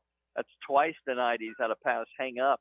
The other hang up earlier was caught by Jackson on a great athletic play, but Joe's not throwing the long balls well tonight, it appears. Although, having said that, he's 9 out of 13 for 140 yards. He's still got that well over 71%. And it looks like it will be offsetting dead ball foul. So we're going to play it over, and you can wipe out the interception. That's nice. No, I think it was after the play. Was it? Oh, personal fouls. Gotcha. And the reason they go ahead and count those, even though they're offsetting, is if either one of those players gets another one, they get thrown out of the game. So Jamonte Gordon-West behind center at the 5-yard line. Best field position by far for the Pirates. As the quarterback keeper, he heads up the middle. He gets a few yards and close to the goal line, but they'll mark him short just at the 2-yard line. Good job by Gatson, outside linebacker, to shoot in and make the first hit, and then he got a little help from the middle of the defensive line. Pirates moving quickly. Gordon-West hands this one off to Abram. Abram dives for the goal line, and he's in. Touchdown, Crandall. The Crandall Pirates put 6 on the board, and they're going for 2 quickly. An odd formation. Pirates all over the place, spread out around the whole field. Gordon-West throws this one out to the flat. He's got a screen player, and he dives for the end zone, and he's in. The flag comes flying in after the play. Boy, these guys are flag happy, aren't they? It seems like you're getting a flag on just about every play. This could be a face mask. This could be a lot of different things. Maybe an illegal block. Maybe they'll wipe this out. But touchdown, of course, stands. This is the conversion try here. The scoring play was a 2-yard run from Chris Abram. Referee Robert Milton, we haven't gotten a call yet. He's still discussing it with his partners. Tea is in the kettle. They're going to count it. The touchdown, of course. Then we got a face mask. It'll be assessed on the kickoff, so that'll make it 28-8, Ethan. 28-8, 149 left to go here in the first half. Bulldogs over Pirates here on 92.1 FM, KXEZ.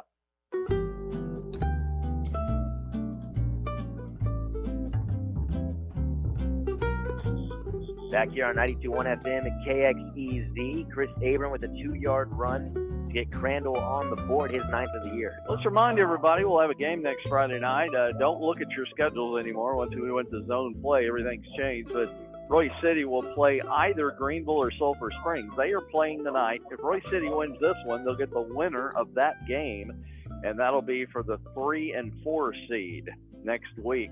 7:30 kickoff, 7:10 pregame right here on KXEZ, your home for Bulldog football. If Royse City were to somehow lose this game, currently leading 28-8, they would get the loser of tonight's game between Greenville and Sulphur Springs, and it would not be an important game. It would be a meaningless game. Royse City clinches the playoffs with a win tonight, and then we get the winner of that game. Line drive kickoff fielded by Keatron Jackson at the 10-yard line, now going to go to the right side. And past the 20, makes a couple of men miss. And now he reversed his field, and he's got a lot of space on the left side. Past the 30-yard line, past the 40, and finally brought down. But a couple of flags come flying in on the opposite side of the field at the 40. Might I make a suggestion? Just leave the flags on the field because they're going to end up there anyway after every play. So why bother putting them back in your pocket? It seems like we can't get more than one playoff without. I'm thinking each of these officials has 4 sets of glasses on. This is ridiculous. Every single freaking play, there's a penalty. And we got 2 for the price of 1 here. We've had offsetting penalties. We've had 2 flags for the same call like we just had, probably. These look like the same call. Flags thrown in the same vicinity at the 41-yard line. I called them flag happy 2 minutes into the game, and boy, was I accurate. Still waiting on an official call. I'm still waiting on a play without a penalty.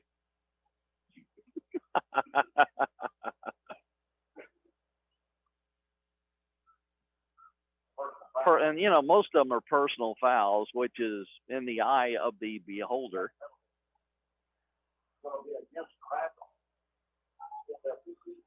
15-yard penalty. How do you get a personal foul on a kickoff return? By the kicking team. It's just, and it was away from the play, and goodness gracious. Crandall now with 8 penalties for 65 yards. It seems like 80 penalties. And Royse City with 6 for 48. 14 penalties. We're not even to halftime yet. 1:34 left to go here in the first half. 28 Bulldogs, 8 Crandall. Royse City got off to a fast start, 3 quick touchdowns.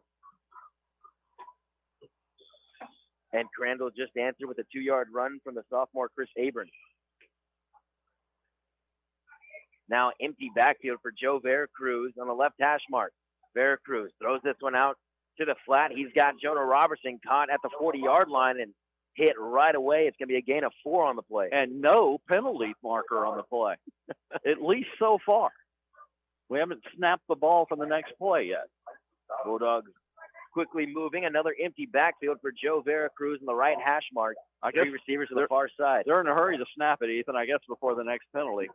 Veracruz rushed out of the pocket to the right side, trying to get some yardage across the 40, across the 45, and dives across the first down marker down to the 32-yard line. Really good block downfield by one of the receivers, which allowed him to take off with it down the sideline. Gabriel Garpa in there, backup wide receiver. We got a timeout taken by Royse City as we're down to 101, and that'll, unless they've already changed it, they'll be down to 1 timeout left at the Crandall 31. Why don't we keep it right here?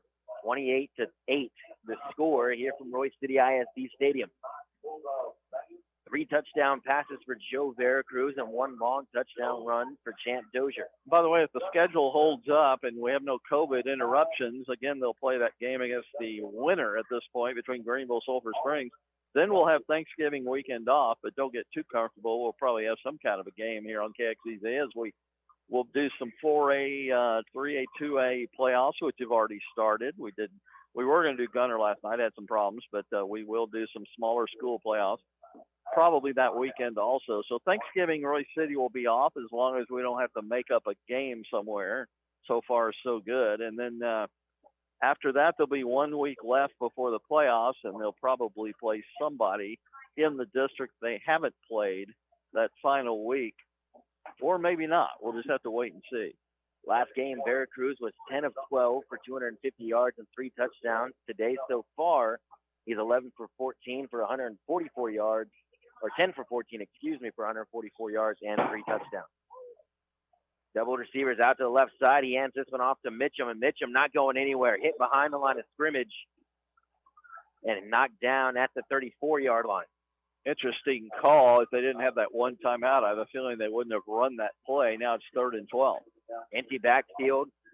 Flex receivers out with a tight end. Veracruz going to toss this one up to Neighbors, who is hit right before he was going to catch the ball, and flags come flying in. Well, Neighbors open on a deep post route right down the middle. The defender, the safety coming at him, the timing was everything. Omasigo tried to time it perfectly and arrived about a second before the ball got there, and that'll go as an interference. It's going to be a 15-yard walk-off, which is going to give them a first down when it was 2nd and 12. They're going to put it down around the 19, a fresh set of downs with 40 seconds and 1 timeout left. If they mark it off right, it should be around the 19, maybe the 20. Looks like the 19 if they mark it off right. Waiting for the official walk down and mark down. What'd you think of the call? You think he was about a second or two a little bit early? Yeah, I think it was maybe even closer than that. Of course, given the choice, you knew they were going to throw the flag, but I'm just wondering what you thought of the timing of it. I thought it was actually pretty close. I thought it was pretty close that it could have gone either way almost, but obviously you're going to give it to the receiver. 14th first down of this half for Royse City, and they're not done yet. 40 seconds left to go in this first half. In the shotgun, Veracruz going to throw this one out to the flat. And Sir Hill is going to try to fight his way and finally gets a couple of yards on the play and out of bounds. Well, the key is you want to try and save that timeout in case you need it in the final seconds. And, you know, if you want to try and set up a field goal or something, and Sir Hill should have gone down inbounds, but spun out of that tackle and then had the presence of mind to race it to the sideline as he was close anyway to the sideline. But great play by Hill. Again, a 2 on the play from the 17 going in left to right. Veracruz in the shotgun. He steps back. The hole collapses, tries to get it away, and does to Mitchum at the 20-yard line. He's got some space, and Mitchum to the goal line. Touchdown, Royse City. Beautiful play from Joe Veracruz. His fourth touchdown of the game. For some reason, all the secondary people who could have maybe made that tackle were all covering Michael Alphen deep in the end zone and just did not react to that completion very well. But also, Joe Veracruz did a great job of keeping his balance. He was being tackled, just barely got the ball off, and Mitchum caught it. And again, nobody available to make the tackle. Hold is down, kick is up, and it is through. Mitchell Stokes on for the extra point. 23 seconds left to go here in the first half. 35-8 the score. Bulldogs over Pirates here on 92.1 FM, KXEZ.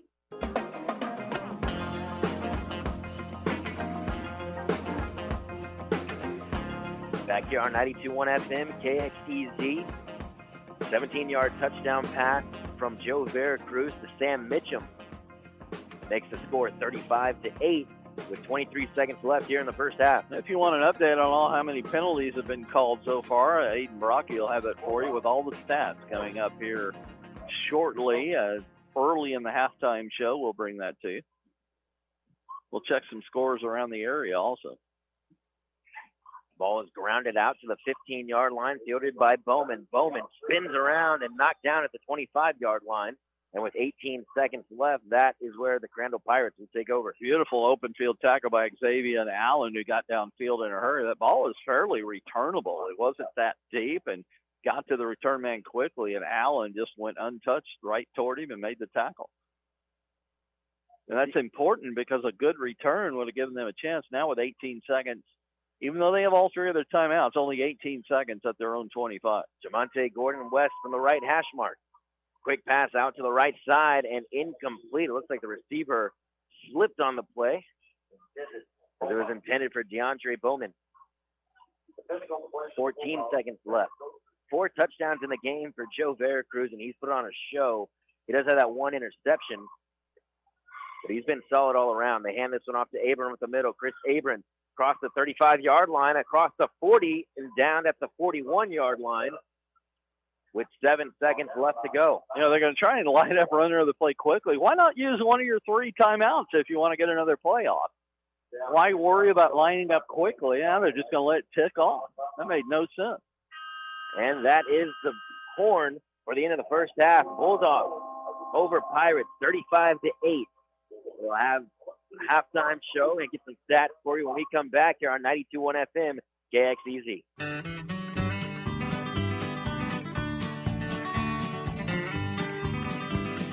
35-8, our halftime score. All Royse City over Crandall. Royse City looking to clinch a playoff berth tonight, and they are well on their way. They scored 20 points early. Let's kind of review how they did it. Opening possession, opening play. First play from scrimmage. Champ Dozier raced 63 yards untouched. Extra point good, 7-0 Bulldogs. Crandall went 1-2-3 punt. Bulldogs went 78 yards the other way in just 4 plays, minute 32 off the clock. Sir Hill with a 16-yard touchdown reception. PAT good, 8:38 left first quarter, 14-0 Royse City. 1-2-3 punt from the Pirates. They only had a couple of first downs in the first half. Royse City, 63 yards. Took them 8 plays this time. Used 3.5 minutes off the clock. Jackson with a 14-yard touchdown reception from Veracruz, one of his 4 on the night. Extra point was missed. 3:54 left first quarter. 20-0 Royse City. Then they went quiet for a while. Did not score their next couple of possessions. Crandall started to move it a little bit. Crandall improved a little bit defensively, but really did not do much offensively. Royse City had a drive stall at the Crandall 43. Crandall moved it to the Royse City 47. Just a lot of punting Royse City finally, late in the second quarter, scored with 4:08 left. A 49-yard touchdown pass, Veracruz to Jackson, who made a great catch in double coverage. Actually, they went for 2 and got it 28-0, Royse City. And then Crandall had an interception, only the second interception of the year for Veracruz. They returned it inside the 10, second play. Abram with a 2-yard touchdown run. They got the 2-point conversion, 28-8, and then Royse City scored one more time, just a 44-yard drive, 5 plays. Only took a minute, 11 seconds. Mitchum, 17-yard reception from Veracruz. He made a great play. He was being tackled and being sacked, but he was just able to get it off to Mitchum, who raced untouched for the touchdown. Extra point good, and that's where we're at, 35-8 Royse City here at halftime. And with our award-winning statistical report, here is our fine, outstanding statistician, Aiden Brocky. Why don't you start with the key stat from the first half, Aiden, and tell us about those penalties, because the officials decided to dominate play in the first half. So we might as well give them credit for all those penalties that they called. You sure do love those officials, don't you? Golly, but you are right. There were a total of 15 penalties, 48 yards penalized on Royse City. Crandall was penalized 9 times for 80. That's right, 80 yards just in one half alone. Crandall had they had over 100 yards in penalties last week, so they're well on pace. They're on record. They're on pace to beat that. Yep. Meanwhile, they have more penalty yards than total offense. Wow. They have a total of 75 yards of total offense, only 10 of those receiving. Only 3 first downs. Yeah. Only 3 first downs. They are 1 for 7 on third downs, which is usually the culprit when you're struggling to get first downs or third down conversions. Absolutely. And Jamonte Gordon West is only 1 for 9 with 10 yards. Just have 15 yards rushing. He has more words in his names than he does completion. I guess so. 3-1. Yep. And Chris Abram is like what you and Ethan Herrera were talking about before the game, that he is the workhorse for this offense. He is the engine that is trying to make them drive down the field. He only has 52 yards, but he has 1 touchdown. He's got 52 of their 146, or 52 of their 75 yards, which, he had like 70% of their rushing yardage coming into the game. So he's pretty much their whole offense. Right. Royse City is a completely different story. 346 total yards of offense, 163 receiving, 183 rushing. Typical balance. They came into the game with almost exactly the same on average. They came in averaging 236 on the ground, 234 through the air. Typical Royse City offense so far. Absolutely. They were balanced. They were able to muster 15 first downs. The penalties were a little high for Coach Petrov's liking. 6 penalties for 48 yards. 1 penalty for 5 yards is a little high for a head coach. That's true. Gives them something to complain about in practice the following week. Well, that's right. They were 2 for 5 on third downs. Champ Dozier had 111 yards. First play from scrimmage, Champ Dozier had that touchdown run for 63 yards. And you know what? I'm not sure he's touched it in at least a quarter. So they're going to be able to rest him again this week and get him ready for next week. I guess so. And Joe Veracruz, his throwing has not looked as stellar tonight, but he is 12 for 16, 163 yards, 4 touchdown passes, and just 1 interception. Off night for Joe Veracruz, and he's 12 out of 16. That's the mark of a 71% completion percentage passer. Absolutely. If this is him on an off night, look at him on a great night. Keitron Jackson. 4 touchdown passes, by the way. 4, just in one half alone. Keitron Jackson caught 2 of those. He's had a total of 91 yards. Sir Hill caught 1 for 16 yards, and Mitchum caught the other one just before halftime. Well, we're going to try and continue our halftime show with some scores from around the area. And we've got some brackets from Class 4A all the way down to 6-man if we want to give some of those also. So I'm going to turn it over here to Ethan Herrera and our statistician, Aiden Brocky, and we'll do some statistics or some scores from around the area. And this will be a short halftime. We'll kick it back off here in probably 10 to 15 minutes. But for now, it's 35-8 Royse City over Crandall at halftime here on KXEZ. We'll be back in a moment. This is the Possum, 92.1 KXEZ, Farmersville, Dallas, and KXEZ.com.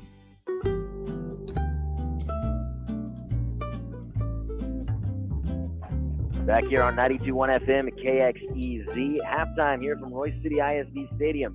Bulldogs have a huge lead over the Crandall Pirates, 35-8. Joe Veracruz putting on a show.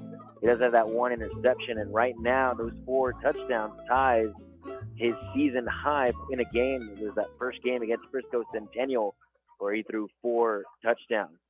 And Aiden Brocky has a couple of scores from around the area, specifically in our district, 8-5A. Well, that's right, Ethan. Sulphur Springs and Greenville are in a neck-and-neck game. At halftime, Greenville's beating the Sulphur Springs Wildcats 27-21. Remember, whoever the winner of that game is, and whoever wins this game will face off next week, and after when those 2 zone plays get together, Zone A and Zone B. Well, that's right. And then Ennis and Forney are currently wrapping up the first quarter. Ennis beating Forney 21-0. Late start over there for Ennis as the number 1 team in the state, putting another shellacking to a team in this 8-5A district, Division 2. And Forney, who Royse City handled pretty well, is not faring really well against Ennis. And I mean, neither did Royse City. Neither did Royse City, Ethan. Well, I don't think many teams fare really well against Ennis right now, as they've been by far the best team in the state. Well, that's right. And then North Forney and Corsicana are getting ready to kick off here soon. So those are scores from our area in our district. And excuse me, the winner of this game, this is playoff implications. If they do win, if Royse City holds on to this lead, they will get into the playoffs again. They'll face, like I said, the winner of Greenville and Sulphur Springs next week. If they do end up losing this game by somehow, that they will face the loser of that Sulphur Springs Greenville game. We'll have some more scores from around the area. Maybe check out a few polls during this halftime here on 92.1 FM, KXEZ.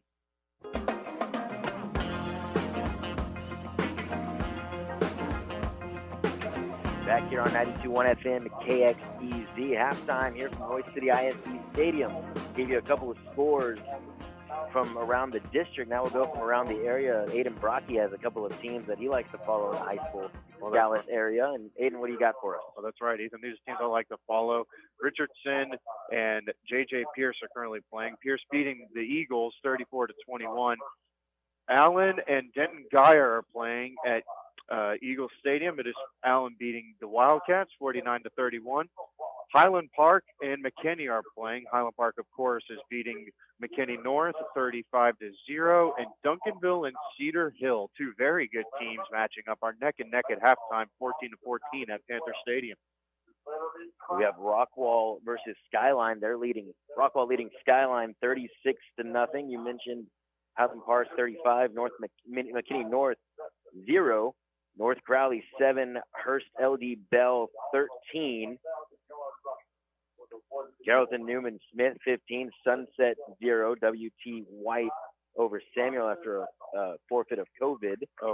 Mesquite Poteet 47, Conrad 0. You know, Ethan, I just thought of something looking at this Duncanville scores. Reginald Sample's ever going to win a state championship?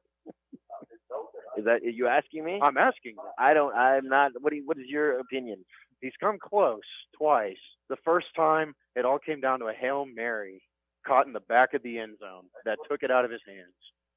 Very disappointing from a coach who's living the life down at Duncanville, who coached Jaquindon Jackson, who's now at UT. Well, Duncanville and Cedar Hill tied neck and neck at 14. Melissa over Carter, 42-0. DeSoto over Waco Midway, 42-7. Waxahachie over Mansfield, 14-0. Scores from around the area here at halftime in Royse City ISD Stadium, 35-8. The Bulldogs over the Crandall Pirates. We're about 10 minutes away from the start of the second half here on 92.1 FM, KXEZ.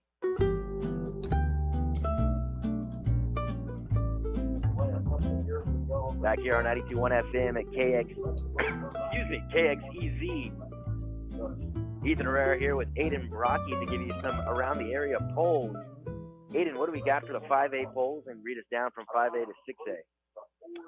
All right. Well, leading Class 5A is Denton Ryan at number 1. Number 2 is Ennis. at 5-0. Number 3 is Highland Park at 4-0. Number 4, Lancaster 4-0. Frisco is 5-0. Number 6, South Oak Cliff at 4-1. Number 7 is North Forney at 6-0. Men's Timberview is 5-0 at 8. Number 9 is Frisco Lone Star at 3-2. Okay. And then going over to 6A, number 1 is Duncanville. No surprise there, Ethan. We were talking about earlier. Number 2 is Cedar Hill at 5-0. Number 3 is Allen at 4-0. Number 4 is DeSoto at 4-1. Number 5 is Denton Geyer, 5-1. They are losing tonight. Number 6 is your team, Rockwall, at 6-1. High school. Exactly. 7 is South Lake Carroll at 4-1. And number 8 is Flower Mountain Marcus at 6-0. Number 9 is Arlington Martin at 6-1. And wrapping up the top 10 is Prosper at 4-1.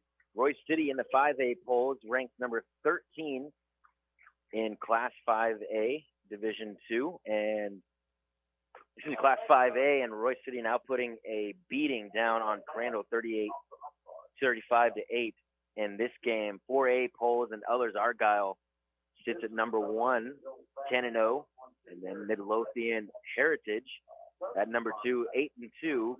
Cannondale number 3 sitting at 8-0-1. Melissa 9-1, who we saw earlier in the year, and Carter at 5 at 3-3 due to COVID games. They've had a shortened schedule. Well, that's right. And Ethan, just reiterating, Duncanville and Cedar Hill are neck and neck right now, tied at 14 at halftime.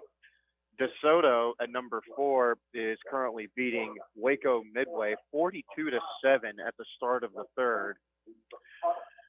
Allen is also currently winning. They are beating Denton Geyer, so no surprise there. So we could see a change in the mix of the top 5 if Denton Geyer doesn't come back and if they end up losing. Those are some area polls from around the area here on 92.1 FM KXEZ.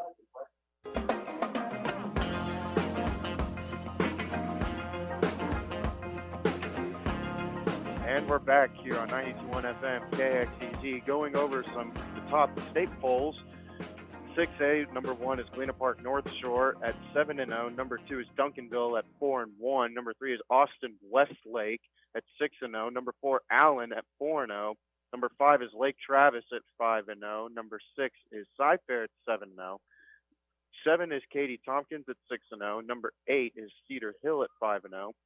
Number 9 is Cypress Bridgeland at 7-0. And wrapping up Class 6A, top 10 is Katy at 5-1.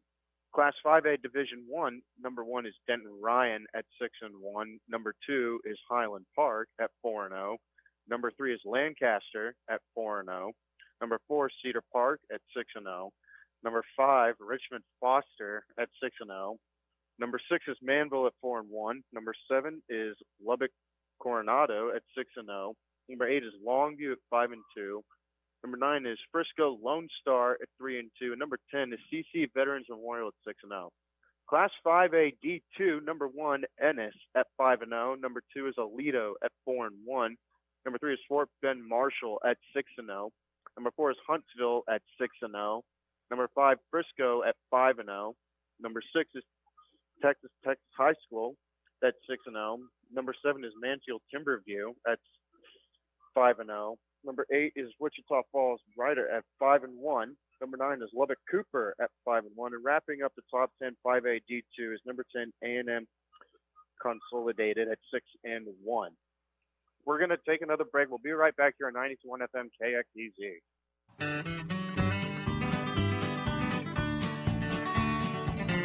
Back here from Royse City ISD Stadium, Ethan Herrera here with Hayden Brocky, Scott Fowl, and our studio engineer, Ethan Brooks. 35-8, the Bulldogs over the Pirates. Crandall came into Royse City and hit a brick wall right away. 3 touchdowns quickly. Ethan, I would just like to cut you off a little and say, what is that horn that Crandall brought with it? Have you heard anything more like obscene and obnoxious? A mixture between a vuvuzela and just an air horn. If that's what you want to describe it as, can't think of anything more ear-scratching. Getting ready for the second half, Joe Veracruz with 4 touchdown passes in the first half matches his season high. His season high came in the first game of the season against Frisco Centennial, where they beat them 56-35, I believe was the final score of that one. Now 35-8. We'll see if Joe Veracruz can come back as Royse City is set to kick off the second half. Well, Veracruz had himself a great first half, 12 out of 16 for 163 yards. We'll have 4 touchdown passes and 1 interception, Ethan. He was able, the Royse City, to reiterate, Royse City offense was able to have 346 total yards, 163 receiving, 183 passing. So very balanced to this first half, Ethan. Yeah, well, of course, when you have Champ Dozier back there, Champ's going to get you the yard on the ground, and Veracruz definitely doing it in the air. And they're getting ready to kick off the second half here from Royse City ISD Stadium. DeAndre Bowman, I cannot read. DeAndre Bowman, That's obvious. and Samuel Omasigo is set to return for the Crandall Pirates. Stokes grounds this one, and it bounces to the 42-yard line, and he just falls on it. And that is where the Pirates will take over here on the first drive of the second half. Recovered by Markel Robinson. Bulldogs unloading on the Pirates in the first half, set to do the same thing here in this one. Jamonte Gordon-West. Well, did y'all have fun at halftime? It was a blast, absolute blast. So exciting. It sounded like you did the stats twice. Gordon-West hands this one off to his running back, who gains maybe a yard or back to the line of scrimmage. It was Mason Daugherty on the carry. Well, it looks like the Crandall game plan hasn't changed. I think they've run on every first down tonight. Very predictable. Chris Abram in the backfield with Gordon-West. Jamonte gets the snap, play action. He tosses it out to his man, and he bobbles it and somehow still makes the catch as Mason Daugherty made a nice play just to corral that one. It'll be a gain of maybe a yard. Yeah, Daugherty, I think he may have looked upfield a little bit early before he had corralled the ball, and that easily could have been picked off and taken the other way, but he grabbed it the second time pretty quickly. Bring up 3rd and 9. And again, third down, the big problem down for Crandall tonight. Gordon-West rolls out to his right, tosses this one to the flat, and it's incomplete. Intended for his receiver, DeAndre Bowman. Got a little pressure there from Hayden Hayes as he tried to roll out. And, of course, a lefty rolling to the right, that's a tougher pass. Had to throw it across his body. And Hayes caused a really bad pass that never had a chance as it hit a couple of feet in front of the intended receiver. 4th and 9, and it looks like the punt team will come out, and Brandon Perez will do the punting for the Pirates. Averaging 37 yards a punt, but he gets a lot of his yardage on rolls. If somehow Royse City could catch the ball and get some kind of return, he's very good at not allowing returns. Keatron Jackson, the deep man, punted away from the 30-yard line. It'll hit down at the opposite 30 and take maybe a yard or two roll down to the 28-yard line. Well, he didn't get much roll that time, but very directional, which is part of his success, why his net is the same as his total punting. And as he directed that one toward the near sideline, unreturnable, and Royse City, after the field gets flipped, will start at the 27. Been talking up the offense of the Bulldogs all during the halftime show. We'll see them start over here at the 27-yard line. 35-8, 10:45 here in the third quarter. Starters back in there offensively. We'll see how long they last here in the second half, but Dozier's in there. Play action to Neighbors, and they toss it out to the flat, got at the 32-yard line. Sir Hill on the catch. Down at the 32. It'll be 2nd and 5. Veracruz on the left dash mark going left to right. Gosh, we've seen, 4 plays in a row without a penalty marker? That's the first time tonight. Dual halfback set, Neighbors and Dozier. Handoff to Dozier. Off the tackle, finds a hole, and he's got breakaway speed across the 40 and across the 45 down to the 46-yard line. Champ Dozier showing his speed once again. What a huge hole between the right guard and right tackle. He split the hole there and then just continued his route to the outside as he lined up at left half and then took it on the counter handoff over right tackle. 125 yards for Champ Dozier after that last carry. Thanks to Aiden Brocky for that stat. From the right hash mark. Play action. Veracruz has a lot of protection. Now rolls out to his right. Across the 40. Tries to get it away. Caught by Keytron Jackson, but they might say out of bounds. Great job by Noah Barnhill, who's had a pretty good night rushing the passer as he split two blockers. He's a big kid. Just split, went right between them, was not fooled on the play action, and forced Veracruz to sprint out to his right and just threw the whole play off. Bringing up 2nd and 10. We were told by Coach Petroff that's the strength of their team, and boy, they've gotten pressure several times tonight, kept Veracruz on his toes. Kind of a bunch set from the right hash mark. Hand off to Mitchum. Mitchum has some blockers, gets to the outside, got one man to beat, past the midfield marker and down out of bounds at the 37. And a beautiful play, but there is a penalty marker down the first of this half. Well, they were due. Back at the 48-yard line. It was a nice run by Sam Mitchum. Let's see if it gets negated. Now the flag, that was a sweep left. The flag is from the other side by the line judge. So this could be illegal motion, maybe offside, or an illegal block. If it's a legal block, that guy's got great eyes. No signal from the ref. Here we go. Unsportsmanlike conduct against Crandall. We've had a lot of those tonight. So they're going to tack this on to the end of the run. So you get the long first down run plus 15. And this ball is going to go all the way to the Crandall 22-yard line. Started at the 46. That's a 32-yard gain, 15 of it on the ground by the penalty. From the left hash mark, two receivers stacked on the right side, on the far side. Hand off to Mitchum once again. He makes a man miss. Gets to the 20-yard line and reaches across onto the 19-yard line.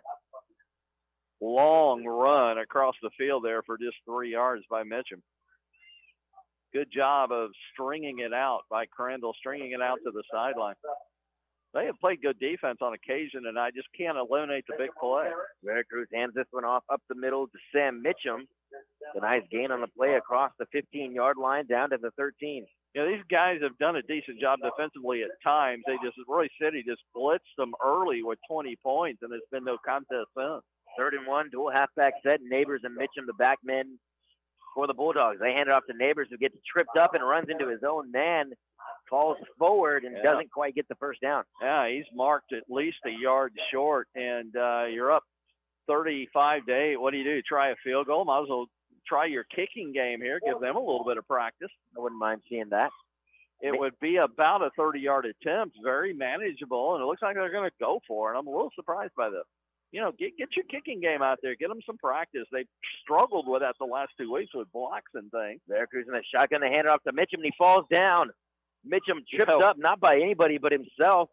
I may have just answered my own question, Ethan. I mean, the last thing you want is a block and a return and some momentum for Crandall. So maybe that's why they didn't send him out, because they didn't know if they'd get a good exchange and a good hold and a kick that's not blocked.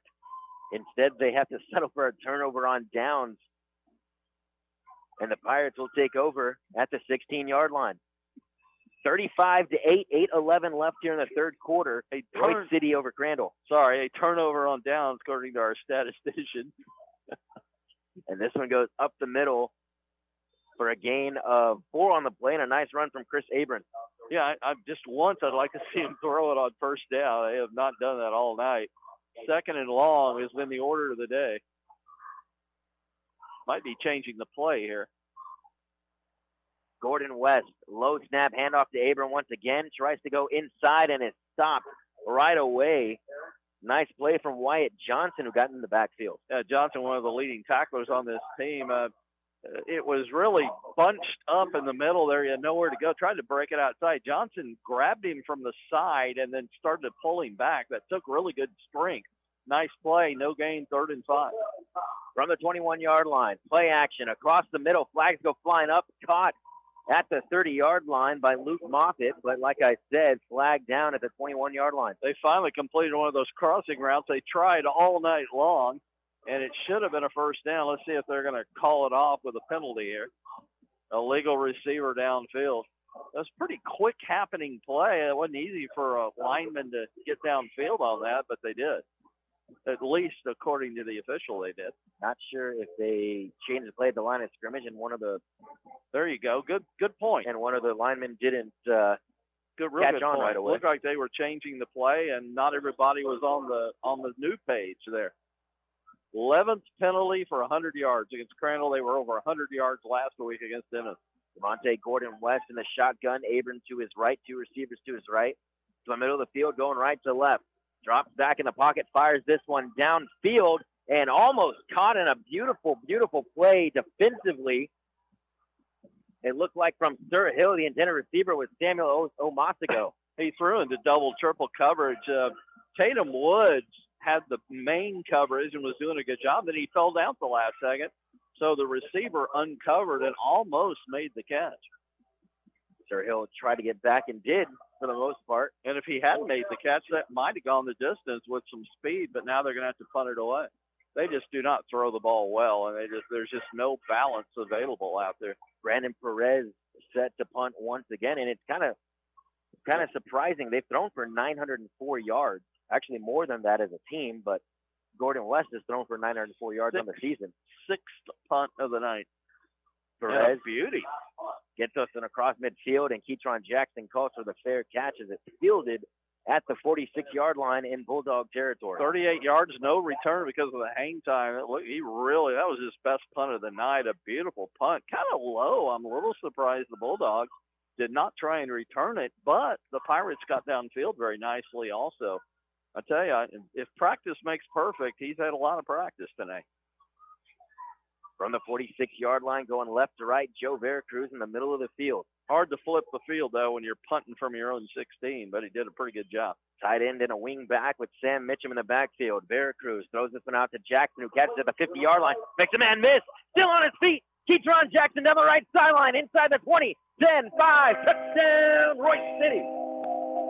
What a quick strike from the Bulldogs. Well, the key to that was he should have been down with decent tackling, but Keytron's got a great stiff arm, and he put a beautiful stiff arm into the mask of Contreras.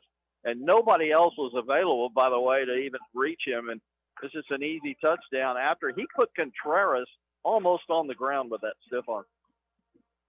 3rd touchdown catch from Keytron Jackson, and the 5th touchdown pass from Joe Veracruz of the night. Stokes on for the extra point try. Hold is down, kick is up. It is through the uprights, and it is 42-8 Bulldogs over Pirates. 6:42 left to go here in the 3rd. We'll bring it when we come back from break. We'll update Veracruz and Jackson's numbers on the night. You're listening to 92.1 FM KXEZ.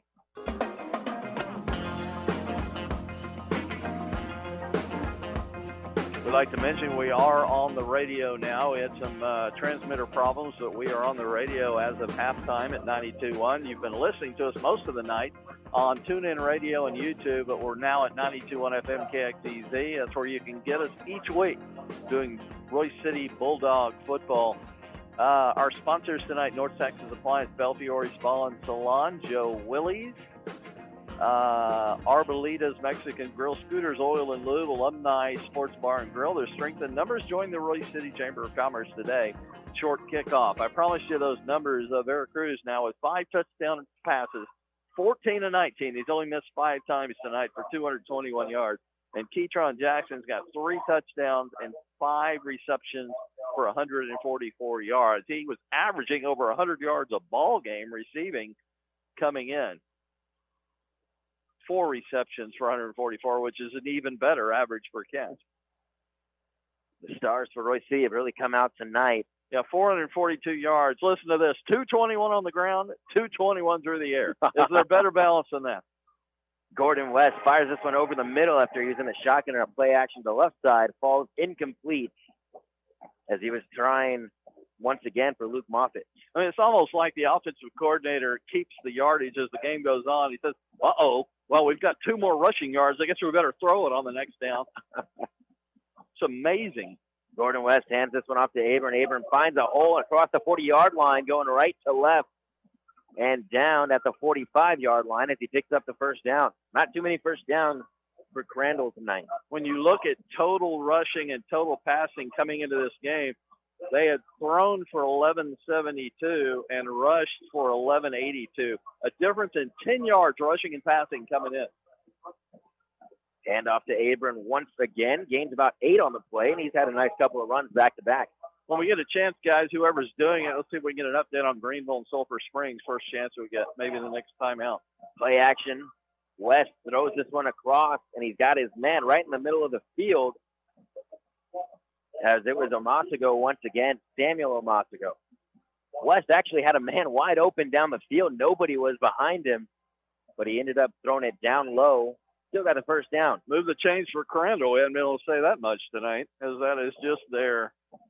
Give you the first down. It's 4th first down of the night. From the 38-yard line, a pitch out to Abram. He gets to the 35-yard line, for a gain of 3 on the play. Total offense of 107 coming into that play with 4 first downs now. 5 first downs. Thank you, Aiden. They just got that 5th one. Hand off to Abram, but he is stopped up near the line of scrimmage. Maybe a gain of a foot on the play. 5:18 and counting here in the third quarter, 42-8. Bulldogs lead the Pirates.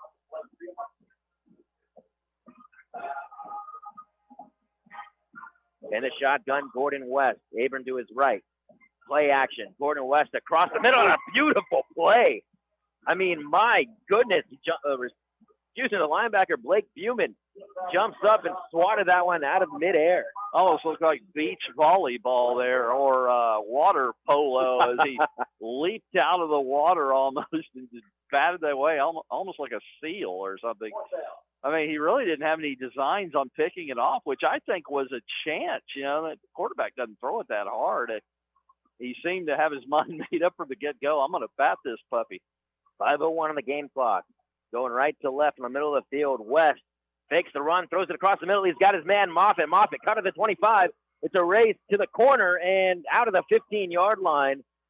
And they finally catch Luke Moffitt on that crossing route, and he gains the first down, plus more on 4th. Well, Buman tried to do the same thing again there, but missed it. And, again, they're getting a little bit behind those linebackers, and if it's not batted away, they're going to complete it usually. Crandall moving quickly as they hand it off to Abram, who fights his way across for a gain of 3 inside the 15-yard line down to the 12. Nice drive. This started back at the Crandall 33. They've kind of threatened to do this all night, but have been very unsuccessful on 3rd down. Well, they're doing this by not having 3rd downs. Dual halfback set, play action. Gordon West now rolls out to the right, steps up in the pocket, now moves to the right, now goes across the line of scrimmage inside the 10-yard line. Down to the, waiting for the spot, down to the 8-yard line. 4:10 left on the game clock. 42-8, 3rd and 3. Quarterback keeper up the middle is Gordon West, fighting for that first down marker. Ball came out. Was he down or not? We don't have a signal yet. This might, I think Royse City's recovered. That ball squirted out before he went down and was recovered immediately by the Bulldogs. Looked like a good call. Right at the last second, the ball comes out and it's a turnover. Is that the first turnover tonight against Crandall? Yeah, give them credit. They haven't had much offense, but they haven't hurt themselves much. Of course, with penalties they have, but that's the first turnover. And from the 12-yard line, the Bulldogs will take over. This explosive offense is about to get another try. Well, let's see if they start emptying the bench here. Now, it looks like Dozier's going to be the new quarterback, Damon Jr. Saw Damon Dozier Jr. last week play quarterback when they got up big. As quick as he is, it's not much of a drop-off when you're running the ball. Damon Dozier throws this one deep down the field, and there's a fight for the ball in the air, and it looks pretty close, and it is an interception. Yeah, it was underthrown a little bit. Jackson was further downfield, so he came back to the ball and tried to reach over the back of the interceptor, who was Doherty, and it looked like he may have gotten a hand or two on that ball, but they credited Doherty, and when they fought for it, they gave Doherty the interception as they went to the ground. You know, Dozier had the right idea. He threw it downfield because Jackson had about 5 yards on Doherty, but underthrown ball, fought for it, and it was just too underthrown for Jackson to get a hand on it. And turnover, and then another turnover. So we'll see the Crandall Pirates take over. Gordon West hands it to Abram, who was stopped right at the line of scrimmage. And a pack of dogs stops him and pushes him back. Maybe a loss of about half a yard. A couple of wing backs for the Pirates. Hand off to Abram once again. They're going to try a sweep. He has a couple of holes, goes through one of them, and gets down at the 30-yard line for a gain of 6. Good job by Abram there. That was intended. They had a couple of linemen out in front. It was intended to turn the corner and come up this near sideline, but he cut it up early because Royse City did such a good job of defending it, and he got a little bit out of that, making it a manageable 3rd down. Gordon West, play action, now rolls out to his left, looks downfield, has a man, throws it, and it's caught by Luke Moffitt. Tight-roping his way, and it is waiting for the signal if it was caught or not. And we also have a penalty marker around the 22. But a nice job there. Nice pass. You know, that could easily have floated toward the out-of-bounds marker, but he threw it directly right up the sideline to where Moffitt didn't have to struggle to get his feet down and make the catch. Let's see what this penalty is all about. Looks like it might be on Crandall, maybe pushing off. Maybe a lineman downfield. Possibilities are endless. The referee is talking to Coach David Petroff right now. Well, this might be against Royse City because I think it's a question of whether you decline it or not. Legal receiver against Crandall, but there might also be a second penalty. Let's see. Why are they talking to Petroff if it's on the offense? Not exactly sure. We'll see. It looks like Crandall's already walking back. Yeah, it's a legal receiver. It'll remain 3rd down. So, again, why are they talking to David Petroff about it? 5-yard walk off to the 35, so it'll be 3rd and 9. Gordon West in the shotgun from the left hash mark, and a man moved up front. Very slight move from that right tackle, but they're going to get him with an offsides call most likely. Penalty number 16. Yeah, 13 for 110. And they are 1 out of 10 on 3rd down. And their average need on 3rd down has been pretty big, too. Gerardo Stoker, the sophomore, jumped just a bit, pushing him back 5 yards. Gordon West now trying to make things happen. He's hit. Hayden Hayes in the backfield, gets him with a sack.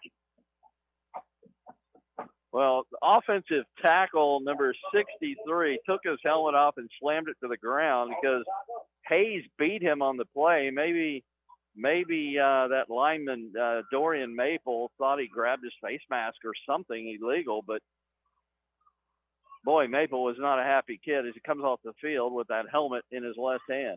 And there are no flags on the field, you know, surprisingly to say. There was some it's always surprising. There was pretty good protection. Quarterback had time to survey the field, and nobody could get open, so that's your classic coverage sack right there. Hayden Hayes made a nice play as Gordon West tried to step up and get some room on a scramble, but he knocked him out as soon as he took a step up. For some reason, we have a delay here as Crandall decides what to do, and they're going to send the punt unit out. Approaching 2 minutes to go here in the 3rd quarter, 42-8, the Bulldogs lead Crandall. It's 4th and 20, but they're at the Royse City 46. They thought about it, and unless they fake it, they're going to punt it here. More exercise for that right foot of the punter. Brandon Perez has had a busy night tonight. And, gosh, another penalty. Delay. Maybe they wanted that on purpose. It might be the nicest thing I've said all night. That'll push him back. Give the punter a little bit more room to operate. But, you know, when you're at the 46 of the other team, that's plenty of room to operate. 14 penalties now for 115 yards. Thanks to our statistician, Aiden Brocky. Punter gets this one away, hits down at the 25-yard line, takes a nice roll. It almost hit a man down there. Again, Tatum Wood. It almost hit him. but it is down at the 21-yard line, and that's where the Bulldogs will take over. With a minute and a half left to go here in the third quarter.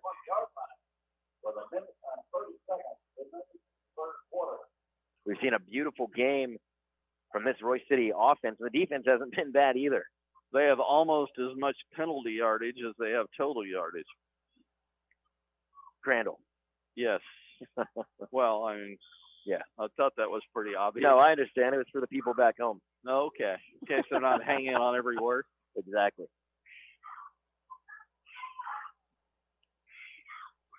And Veracruz is back in at quarterback after the one play from Damon Dozier that ended in an interception. Veracruz hands this one off to Jonah Robertson. He tries to break it outside across the numbers and out of bounds around the 23-yard line. Jonah Robertson with his first carry of the night.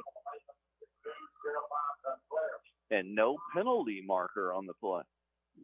Well, Crandall is on defense. Now from the right hash mark, going left to right from the 21-yard line. Excuse me, the 23. Veracruz in the shotgun. Hits him in the backfield, and we spoke just a bit too soon. False start. Remind you last week against Ennis, the number 1 team in Zone A.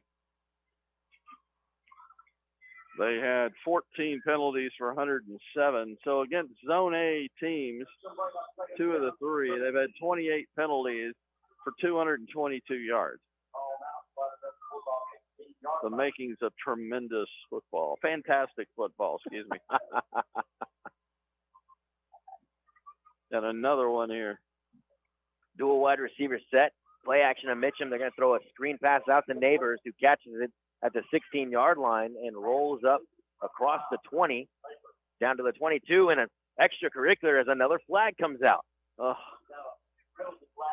like a little scuffle down there between Neighbors and a Crandall player. From the naked eye, it looked like it was Samuel Amasigo down there.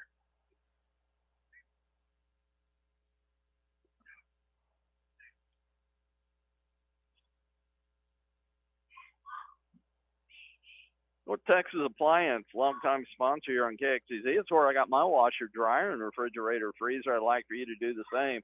Wonderful experience from the friendly expertise of the in-house staff to the friendly delivery and installation. That's North Texas Appliance, Rockwall. Another dead ball. Another unsportsmanlike conduct penalty. Let's see how many of their penalties tonight are for 15 yards. 1, 2, 3, 4. That was the 5th one for 15 yards. That'll push them all the way up to the 38-yard line. Dual halfback set. It's Mitchum and Robertson on either side of Veracruz, who's in the shotgun. They hand it off to Robertson on the sweep. He's got a couple of blockers and gets hit right at the line of scrimmage and is brought down before he can make anything of it. David Amasigo on the tackle.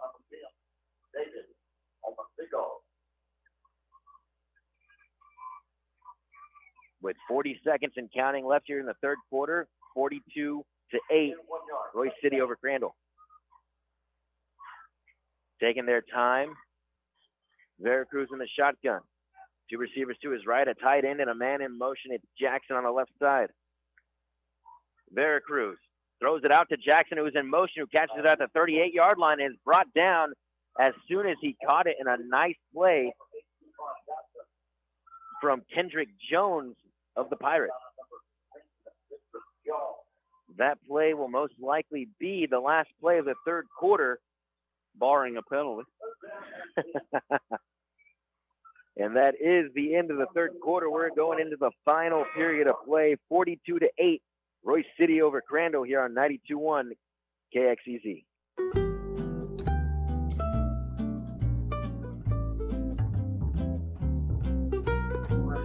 Joe Willie's Restaurant, named after NFL great Joe Willie Namath, longtime sponsor. They're located at 2006 South Goliad, Suite 200 in Rockwall. Please go by, or you can call with an order, 972-772-9432. They'll bring your order to the curb.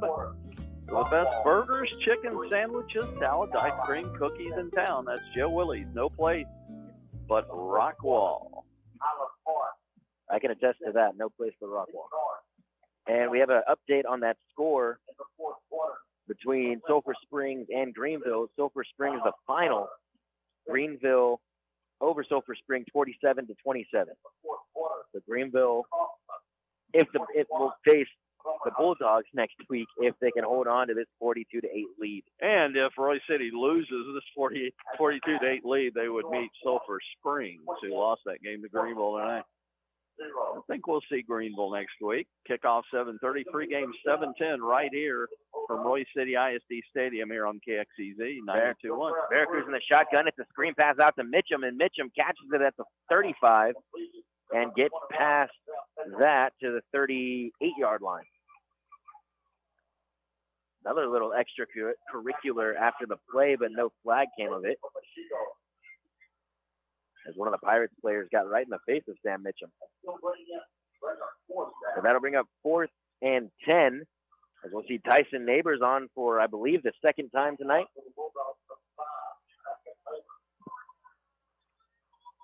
Yes, just the second punt.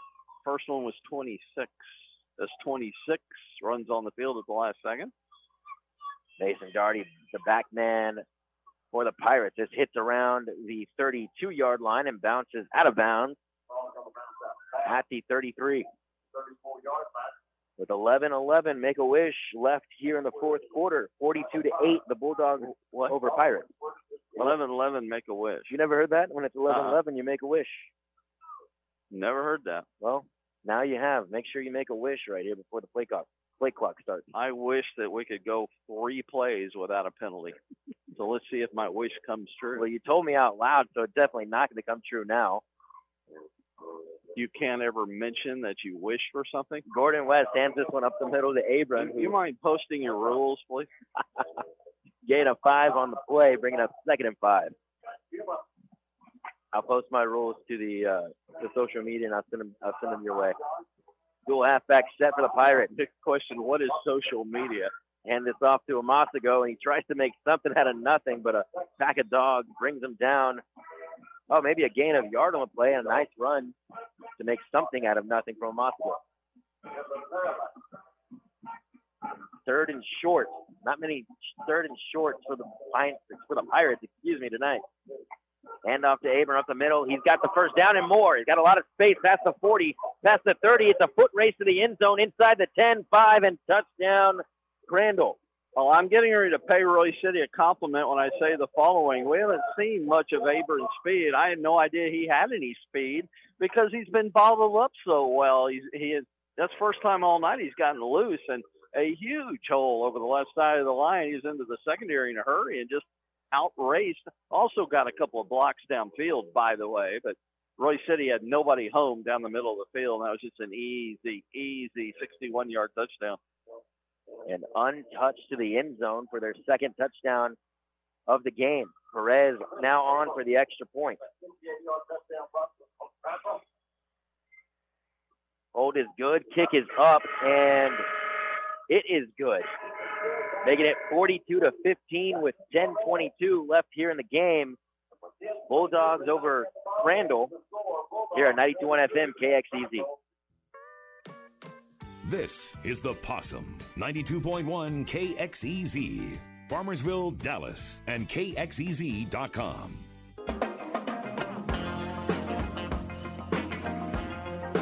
.1 FM, KXEZ, 95.3 KHYI. The Range are deeply rooted and invested in North Texas. Thanks for listening and for your support.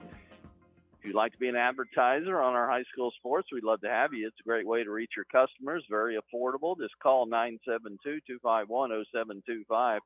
We'd love to talk to you about it, 972-251-0725. As we'll have lots of playoffs coming your way the next few weeks as the 4A through the 6-man playoffs have started, and Royse City headed to the playoffs next week. As long as they win this one and they're up 42-15, Crandall did just go 66 yards in a couple of plays. 10:22 on the game clock as Perez will send a sky kick out and fielded at the 26-yard line. Officially, actually mark him at the 28. On the fair catch. Caught by Michael Alpin down there. We'll see what kind of direction Coach David Petrov wants to go with his offense here late in the game. As far as personnel, is that what you meant? Yes, correct. See if he wants to send Damon Dozier Jr. back out there. Or maybe just have Veracruz hand it off to his running back. First of all, let's get over the shock of another penalty against Crandall. 5 yards, and what are they up to, 30 now for the night? Or what do we got here? That's their 15th for 130 yards.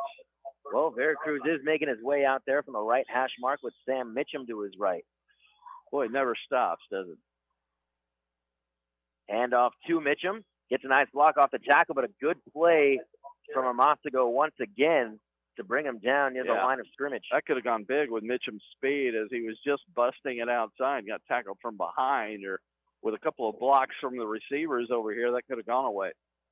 David Amasago has been a bright spot for the Pirates on this defense. You know, they only got 2 or 3 guys that are making all the tackles, and they got 2 or 3 really good defensive players. They just don't have much else.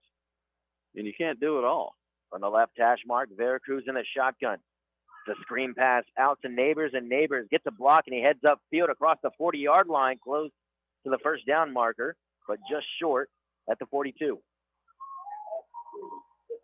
The 43-yard line that was the line to gain still is at 31. Now from the right hash mark, going right to left, Veracruz getting his sign from Coach David Petrov on the sideline. Dual halfback set, Neighbors on his right, Mitchum on his left. Slot Sir Hill on the numbers. It's Keetron Jackson. Handed off to Neighbors and a stiff arm in the backfield. A beautiful play across the 45 and the 50. Past the 45 into Pirate territory and down at the 39-yard line. Yeah, it seems like they haven't got a coach for everything nowadays. I like to meet the stiff arm coach. I mean, we've seen some great ones from Keetron and a really nice one there from Neighbors. Remember, he came from another school, so maybe he learned that trade somewhere else. But, boy, they know how to use the stiff arm. Tyson Neighbors, he's a big kid. He's got big arms and used those arms well against that stiff arm. Sir Hill on Veracruz's right, Sam Mitchum on his left. Hand off to Mitchum, and a counter play, crosses the 40-yard line, gets back to the line of scrimmage, and it'll bring up second and long. Some extracurriculars, which have gone on all night. Hey, the officials let that one go without a penalty. What do you know?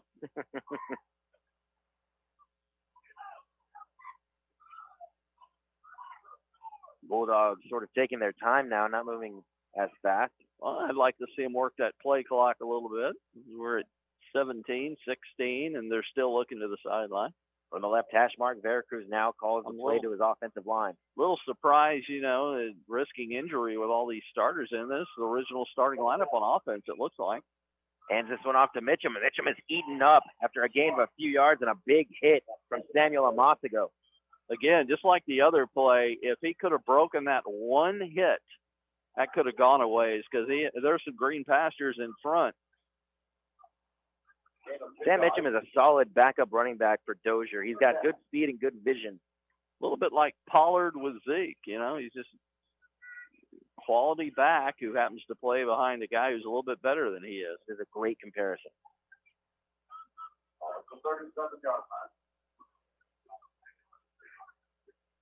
Doubles wide receiver set from the middle of the field going right to left. Veracruz, play action, tosses it out to the right side. He's got Alpin at the 30.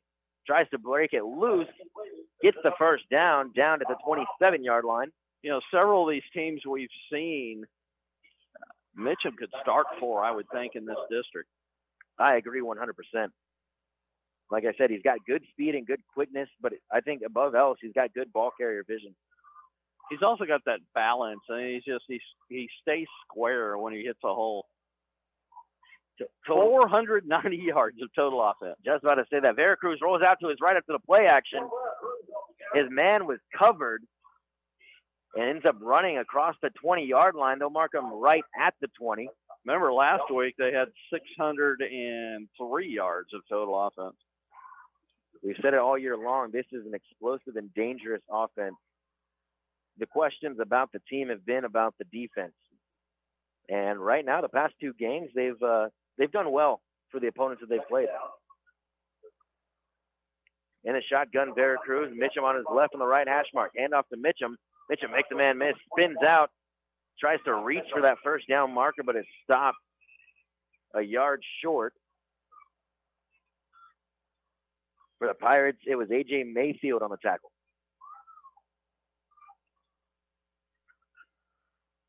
It'll be 3rd and 3. Approaching 6 minutes to go. 42-15. Royse City over Crandall. Bunch set. Whistles come flying in right before the play, and a flag at the 21-yard line. Well, they were due. We hadn't seen one in 3 or 4 plays. It'll be a false start on Royse City, which will punch him back 5 yards via 3rd and 8 with the clock winding down to 6 minutes. 8 for 58. That's not much compared to the other team, but, that's not a great total for Royse City. 15 for 130 against Crandall. That's 23 for 188 yards total in this game. It's almost if you're wondering why it's the time that it is. It's almost impressive, that penalty yardage. It's so bad it's impressive. And a timeout on the field for good way of putting it. For Royse City and Coach David Petroff on this 3rd and 7 play at the 5:42 mark here in the 4th quarter. Let's keep it right here. Remember, A&M football, we won't have any tomorrow, but when they do play, we are your Metroplex home for football and men's basketball at A&M. They're supposed to travel to Tennessee, but will not because of COVID problems, and that's been rescheduled for December the 12th. They'll now play their next game Saturday, November 21st, when they host Ole Miss. So, again, Texas A&M Athletics, we're your Metroplex home here at 92.1 FM KXEZ. Don't forget, we're the home for the Bulldogs. And Greenville defeated Sulphur Springs tonight, 47-27. So we'll host Sulphur Springs, another home game. Royse City's played one road game. There is COVID-related results right there. That game playoff, that'll be actually, they've made the playoffs. That'll be for seeding, either the 3rd or the 4th seed. Next Friday night, 7:30, 7:10 pregame right here on KXEZ. 3rd and 7 from the 24. Quarterback keeper after the read from Veracruz. Doesn't get much, but he does get a few. It'll bring up 4th and 6. Looks like they might try a field goal here. They would put the ball down at the 30. It'd be a 40-yard attempt. Pretty good angle for a right-footed kicker inside the right hash mark. Good chance to try one here. This is no wind at all to help or hurt. This is well within Mitchell Stokes' range compared to his pregame kick. Tatum Woods, the holder. Hold is down, kick is up, and it is through.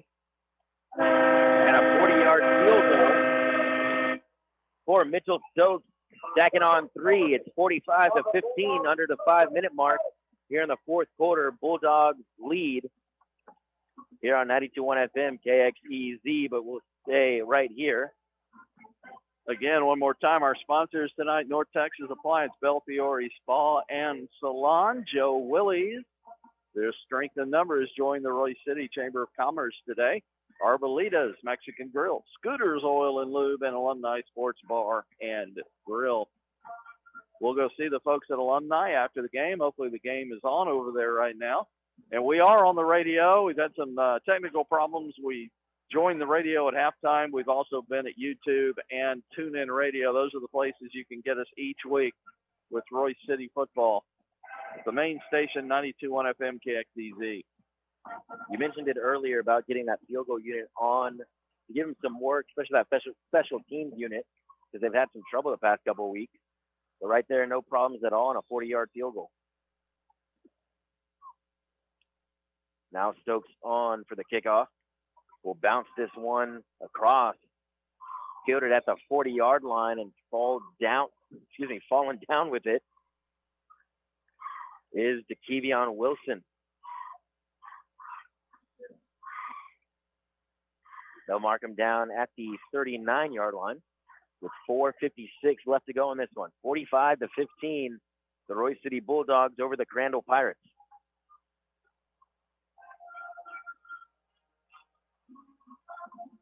What a nice evening for football.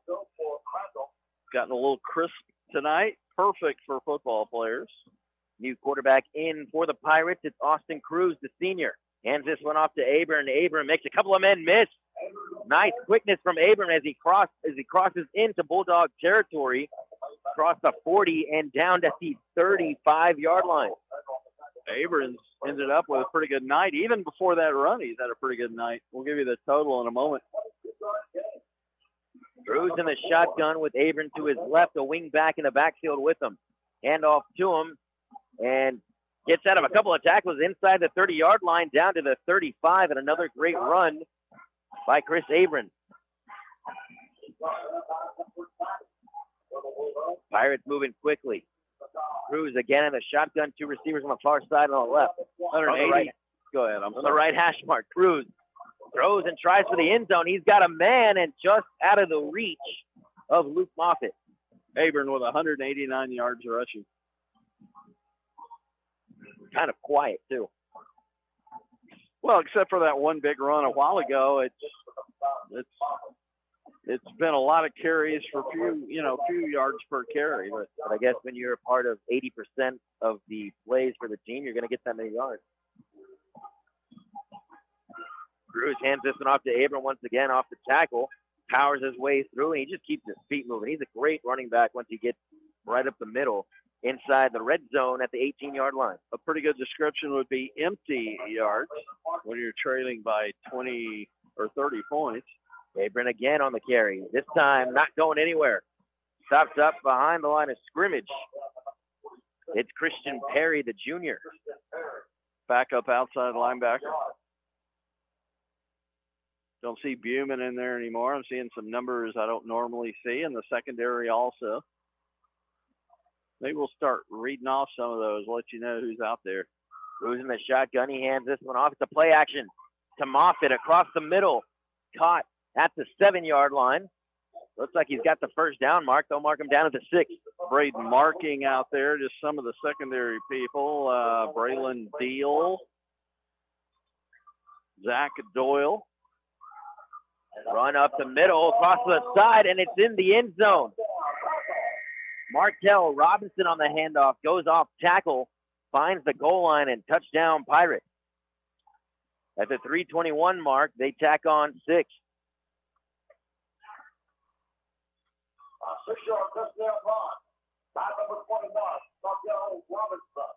Perez on for the extra point try.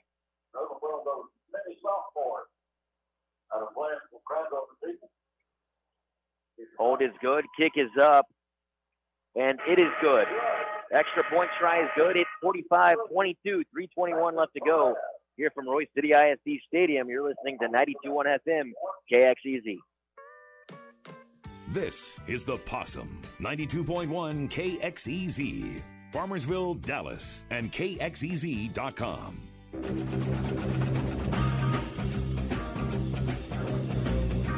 Royse City is in the playoffs. I think we can officially make that call here. I feel like it's election night. 3:21 left. They've got a 23-point lead, 45-22. This will be the second year in a row as they advanced to the area round last year, but the previous 7 years before that, they did not make the playoffs. David Petroff took over this team in 2013. They were coming off of 4 straight losing seasons, including a 1-9 record the year before he arrived in 2013. And took him a while to get it going. They went 1-9 his first year. Then they went 2-8. Then they went 4-6, 3-7, 4-6. 18 was the start of the turnaround when they went 6-4. Onside kick try, and it looked like the Pirates recovered it. And they did. Honestly, that ball hit up in the air, and it looked like it hit one of the Crandall players before it got 10 yards deep. But they're going to say that it is Crandall football, and the offense will take over right there, right at the 46-yard line. Austin Cruz still back there at quarterback for the Pirates. 21 for 34 for 336 yards and a couple of touchdowns on the year for him. This will be the first time they've made the playoffs in back-to-back seasons. First time since 2007, 2008. 2010, 2011, even though they had losing records, they made it to the playoffs. They were 3-8 both of those years and made the playoffs both years. It's kind of hard to believe, isn't it? What a district. Well, they went 3-3 in district each of those years, finished fourth. You know, they take 4 teams. Yeah. Not sure a 3-8 team should be going to the playoffs, but hey, they take 4. So, you know, I can still remember back, and maybe it didn't happen when I was in high school, but hey, I can remember a time when they only took 1 in my lifetime. Yeah, I do remember when they took barely. Even two from a district. I remember they did that as early as 80s, I think, early 80s maybe. It's an educated guess, but it's a guess. Educated only because I was alive. Other than that, no extra research done. 45-22. Bulldogs over Pirates. The Dogs have been barking all night long. They've been fantastic. They really have been fantastic. 3:19 left to go. Cruz in the shotgun. Play action. Throws this one deep, and he's got a man, but he missed him. Had a step on his defender as Samuel Omastico was the intended receiver. Incomplete pass brings up 2nd and 10. I think Aiden Brocky's been pretty fantastic with our staff today. Absolutely. Absolutely.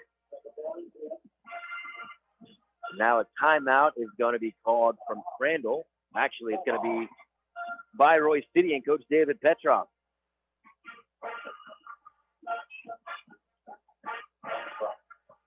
A couple of numbers for Joe Veracruz had a fantastic game.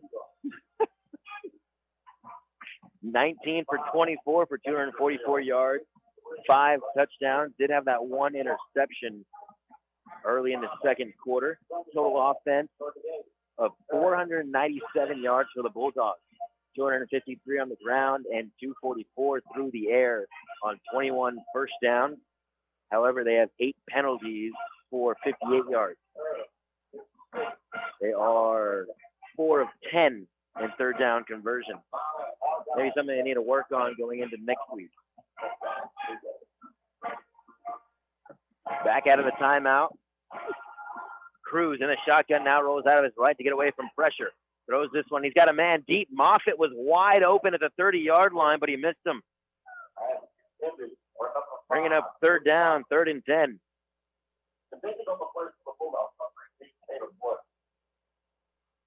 3:07 left in this one, 45-22. In the shotgun from the left hash mark, going left to right. Play action from Cruz. Now he rolls out to his right, looks downfield, heaves this one, and he's got a man in and out of the hands of Jason Smith, his first target of the game. Cruz deserved better than that. Made a great play. Got a pretty good pass off. Of course, there's a penalty marker down, so it would have spoiled whatever happened. Penalty marker down to the 46.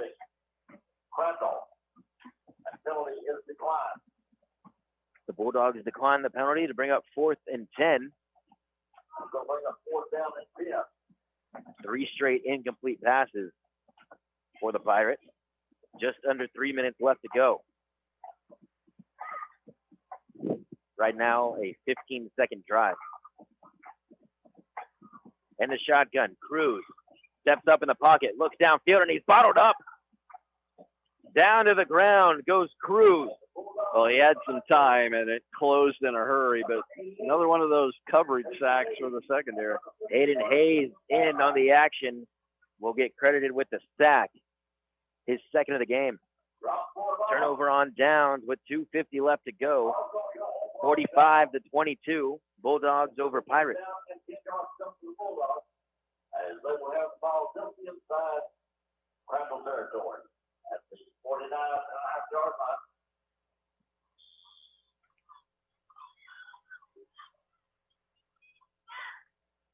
Veracruz coming back onto the field for Royse City. Joseph Vera to the right of him. Sam Mitchum to his left. It is to Vera up the middle. A handoff has a couple of blockers, makes a couple of men miss, and carries one with him across the 40 for the first down. It's a gain of 12 on the play. As Roy said, he opens up another can of running backs. They've got a lot of skills players for days. Yeah, the kitchen sink is at work now. That last play put them over 500 yards for the game. Just turn the faucet on. From the right hash mark, going right to left. Veracruz in the shotgun, 2 running backs on either side. Hands it off to Jonah Robertson, who makes a man miss. Calls a couple blockers, and he's carrying a couple with him.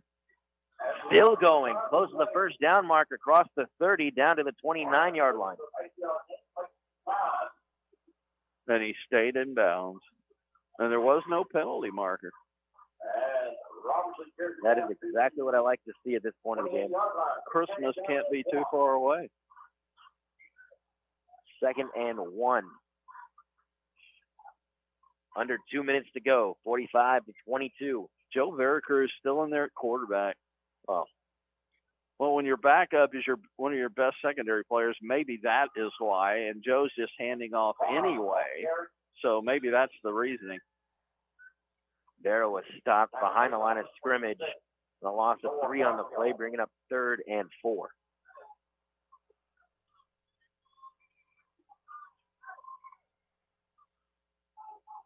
Clock keeps ticking. Well, it's going to be a couple of big wins in a row for the Bulldogs. And a playoff berth. Again, they've been few and far between, 2nd in a row, but they have not made the playoffs much in the last 10 to 15 years. No, 10 years anyway. 5 seconds on the play clock. Play action, throw this one out, and it looks like it was intercepted. And it was intended for Joel Franco, one of his first targets of the season, and picked off by Kendrick Jones. The 3rd interception of the year for Joe Veracruz in the 2nd of the game. Aiden Brocky will have our final stats when we're done here.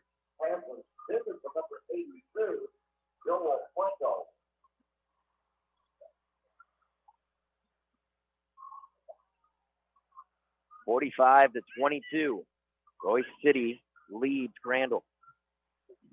From the right hash mark, going left to right. The Pirates have gotten a couple of garbage time touchdowns. As they hand this one off, and he gets past the 40-yard line. Down to the 41, Markel Robinson, the 31. Markel Robinson had a touchdown run earlier in this quarter. Hand off to Robinson, up the middle. Makes a couple of men miss and hit down after he gains the first down, past the 40, down to the 44-yard line. Officially marked down at the 46 is a good spot.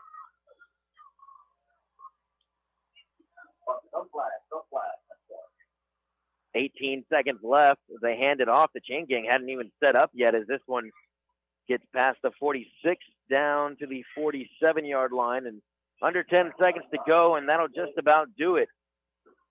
As they'll line up to try one more play, the Pirates do. 2 seconds, 1 second, they get it off just in time. They hand it off to Robinson, who gains a couple of yards past the 50-yard line, and the sound of the horn means that the game is over.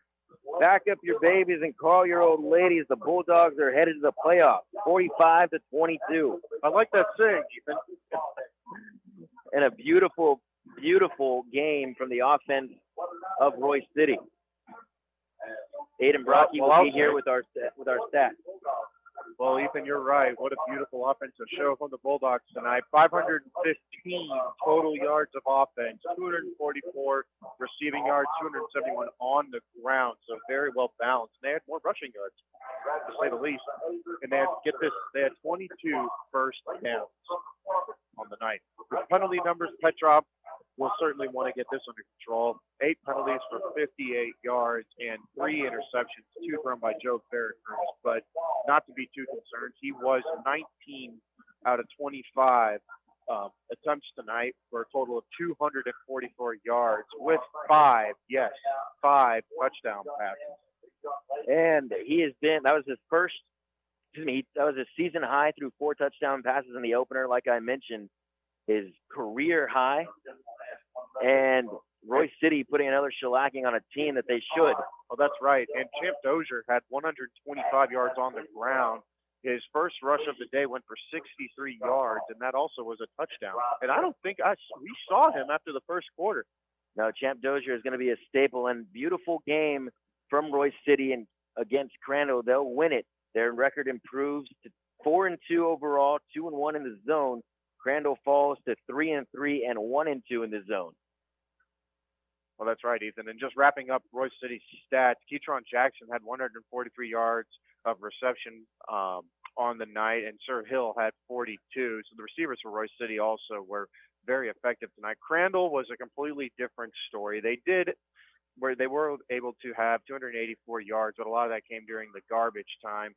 48 yards total receiving, 236 yards rushing, and the majority of the offense came from Chris Abron for 195 yards rushing, 2 touchdowns. His longest was 58 yards on the night. Penalties, they were penalized 15 times for a total of 130 yards tonight. And they were just 3 for 14 on third down conversions. They were able to have 11 first downs, but Jamonte Gordon West, the quarterback for Crandall, was just 4 for 16 for just 37 yards. So not very effective throwing the ball. And next week, with this win tonight, the Bulldogs will be taking on Greenville as they won their game tonight against Sulphur Springs right here at 7:30 on 92.1 KXEZ. And a playoff berth for the Royse City Bulldogs. For Aiden Brocky, Scott Powell, our studio engineer, Ethan Brooks, I'm Ethan Herrera saying so long, everybody.